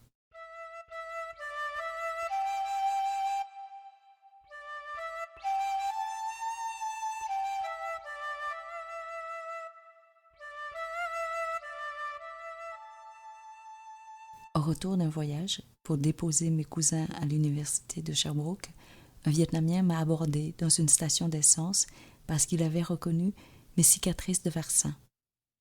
À la seule vue de ces cicatrices, il a pu dire que nos yeux avaient déjà vu les fleurs jaunes des branches de prunier à l'entrée de chacune des maisons lors du Nouvel An. À la seule vue de ces cicatrices, il a pu se remémorer l'odeur saisissante du poisson caramélisé au poivre, mijoté dans un pot de terre cuite, déposé directement sur la braise. À la seule vue de ces cicatrices, nos oreilles ont entendu à nouveau le son produit par la tige de jeunes bambous coupant l'air avant de fendre la peau de nos fesses lors des punitions. À la seule vue de ces cicatrices, nos racines tropicales, transplantées dans des terres recouvertes de neige, ont émergé à nouveau. En une seule seconde, nous avons pu constater notre ambivalence, notre état hybride, moitié ci, moitié ça, rien du tout et tout en même temps. Une seule marque sur la peau et toute notre histoire commune s'est étalée entre 2 pompes à essence au milieu d'une sortie d'autoroute. Il avait dissimulé sa cicatrice sous un dragon bleu-noir. Je ne pouvais pas la voir à l'œil nu. Cependant, il a suffi qu'il passe son doigt sur ma cicatrice impudiquement exhibée et qu'il prenne mon doigt dans son autre main pour le passer sur le dos de son dragon pour que nous vivions aussitôt un moment de complicité, de communion. Ce fut aussi un moment de communion quand ma grande famille étendue s'est réunie dans le Upstate New York pour célébrer les 85 ans de ma grand-mère. Nous étions 38 à bavarder, à ricaner, à nous agacer pendant 2 jours sans relâche. Je me suis aperçue alors pour la première fois que j'avais les mêmes cuisses bombées que celles de tante 6 et que je portais une robe semblable à celle de tante 8. Tante 8 est ma grande sœur, celle qui a partagé avec moi le frisson du mot « déesse » qu'un homme lui avait chuchoté dans le creux de l'oreille quand elle était assise, en cachette de ma mère, sur un tube horizontal de sa bicyclette dans l'enceinte de ses bras. Elle est aussi celle qui m'a montré à capter, à savourer le plaisir d'un désir passager, d'une flatterie éphémère, d'un instant volé. Quand ma cousine Charmaille s'est assise derrière moi pour m'envelopper de ses bras devant les appareils photos de ses 2 fils, Oncle Neuf m'a souri. Oncle Neuf me connaît mieux que je me connais, parce qu'il m'a acheté mon premier roman, mon premier billet de théâtre, ma première entrée au musée, mon premier voyage. Charmaille est devenue une grande femme d'affaires, une personnalité publique, une reine moderne, après avoir battu des douzaines et des douzaines d'œufs à la main, puisque l'électricité manquait 5 jours sur 7 à Saigon, pour faire des gâteaux de fête qu'elle vendait aux nouveaux dirigeants communistes. Comme une acrobate, elle livrait ses bateaux à bicyclette, zigzaguant entre d'autres bicyclettes, évitant la fumée noire des motos et les bouches d'égout aux couvercles volés. Aujourd'hui, ces gâteaux, auxquels la crème glacée, les pâtisseries, le chocolat, le café se sont ajoutés, se vendent dans tous les quartiers des grandes villes, traversant le pays du sud au nord. Je suis encore l'ombre de Charmaille, mais j'aime l'être, car pendant mon séjour au Vietnam, j'étais l'ombre qui dansait autour des tables de négociation pour distraire ses interlocuteurs pendant qu'elle réfléchissait. Parce que j'étais son ombre, elle pouvait me confier ses inquiétudes, ses peurs, ses doutes, sans se compromettre. Parce que j'étais son ombre, j'étais la seule qui osait pénétrer sa vie privée, devenue hermétiquement fermée, depuis les jours où elle vendait du café fait à partir de vieux pains carbonisés moulus sur le trottoir en face de chez elle, depuis le temps où les fenêtres de sa maison étaient vendues. Je rallumais sans sa permission les flammes qu'elle croyait disparues derrière sa façade devenue massive. Je semais des frivolités en permettant à ses enfants de se lancer des tartes à la crème sur ma terrasse, en les mettant dans une boîte de carton remplie de confettis devant sa chambre pour lui souhaiter joyeux anniversaire à son réveil, en cachant dans sa pochette de documents à signer un string en cuir rouge. J'aime le cuir rouge du divan d'un cigare lounge sur lequel j'ose me mettre à nu auprès d'amis et parfois d'inconnus à leur insu. Je leur raconte des bribes de mon passé comme si elles étaient des historiettes, des numéros d'humoristes ou des contes cocasses de pays lointains aux décors exotiques, aux sons insolites, aux personnages parodiques. Quand je m'assois dans ce lounge enfumé, j'oublie que je fais partie des Asiatiques qui ne possèdent pas l'enzyme déshydrogénase pour métaboliser l'alcool. J'oublie que je suis née marquée d'une tache bleue sur les fesses comme les Inuits, comme mes fils, comme tous ceux de sang oriental. J'oublie cette tache mongoloïde qui révèle la mémoire génétique parce qu'elle s'est estompée pendant les premières années de l'enfance, alors que ma mémoire émotive, elle, se perd, se dissout, s'embrouille avec le recul. Ce recul, ce détachement, cette distance me permettent d'acheter sans scrupule et en toute connaissance de cause une paire de souliers dont le prix, là où je suis née, suffirait à nourrir une famille de 5 personnes pendant une année entière. Il suffit que le vendeur me promette « You walk on air » pour que je les achète. Quand nous réussissons à flotter en l'air, à nous extirper de nos racines, non seulement en traversant un océan et 2 continents, mais en nous éloignant de notre état de réfugiés apatrides, de ce vide identitaire, nous pouvons aussi nous moquer du sort improbable de mon bracelet en acrylique de prothèse dentaire dans lequel mes parents avaient caché tous leurs diamants en guise de trousse de survie. Qui aurait cru qu'après que nous eûmes évité la noyade, les pirates, la dysenterie, ce bracelet se retrouverait aujourd'hui totalement intact, enfoui dans un dépotoir? Qui aurait cru que des cambrioleurs voleraient des gens habitant un appartement aussi démuni que le nôtre? Qui aurait cru qu'ils s'encombreraient d'un aussi ridicule bijou en plastique rose? Qui aurait cru qu'ils s'encombreraient d'un aussi ridicule bijou en plastique rose? Tous les membres de ma famille sont convaincus que les cambrioleurs l'ont rapidement écarté lors du tri de leur prise.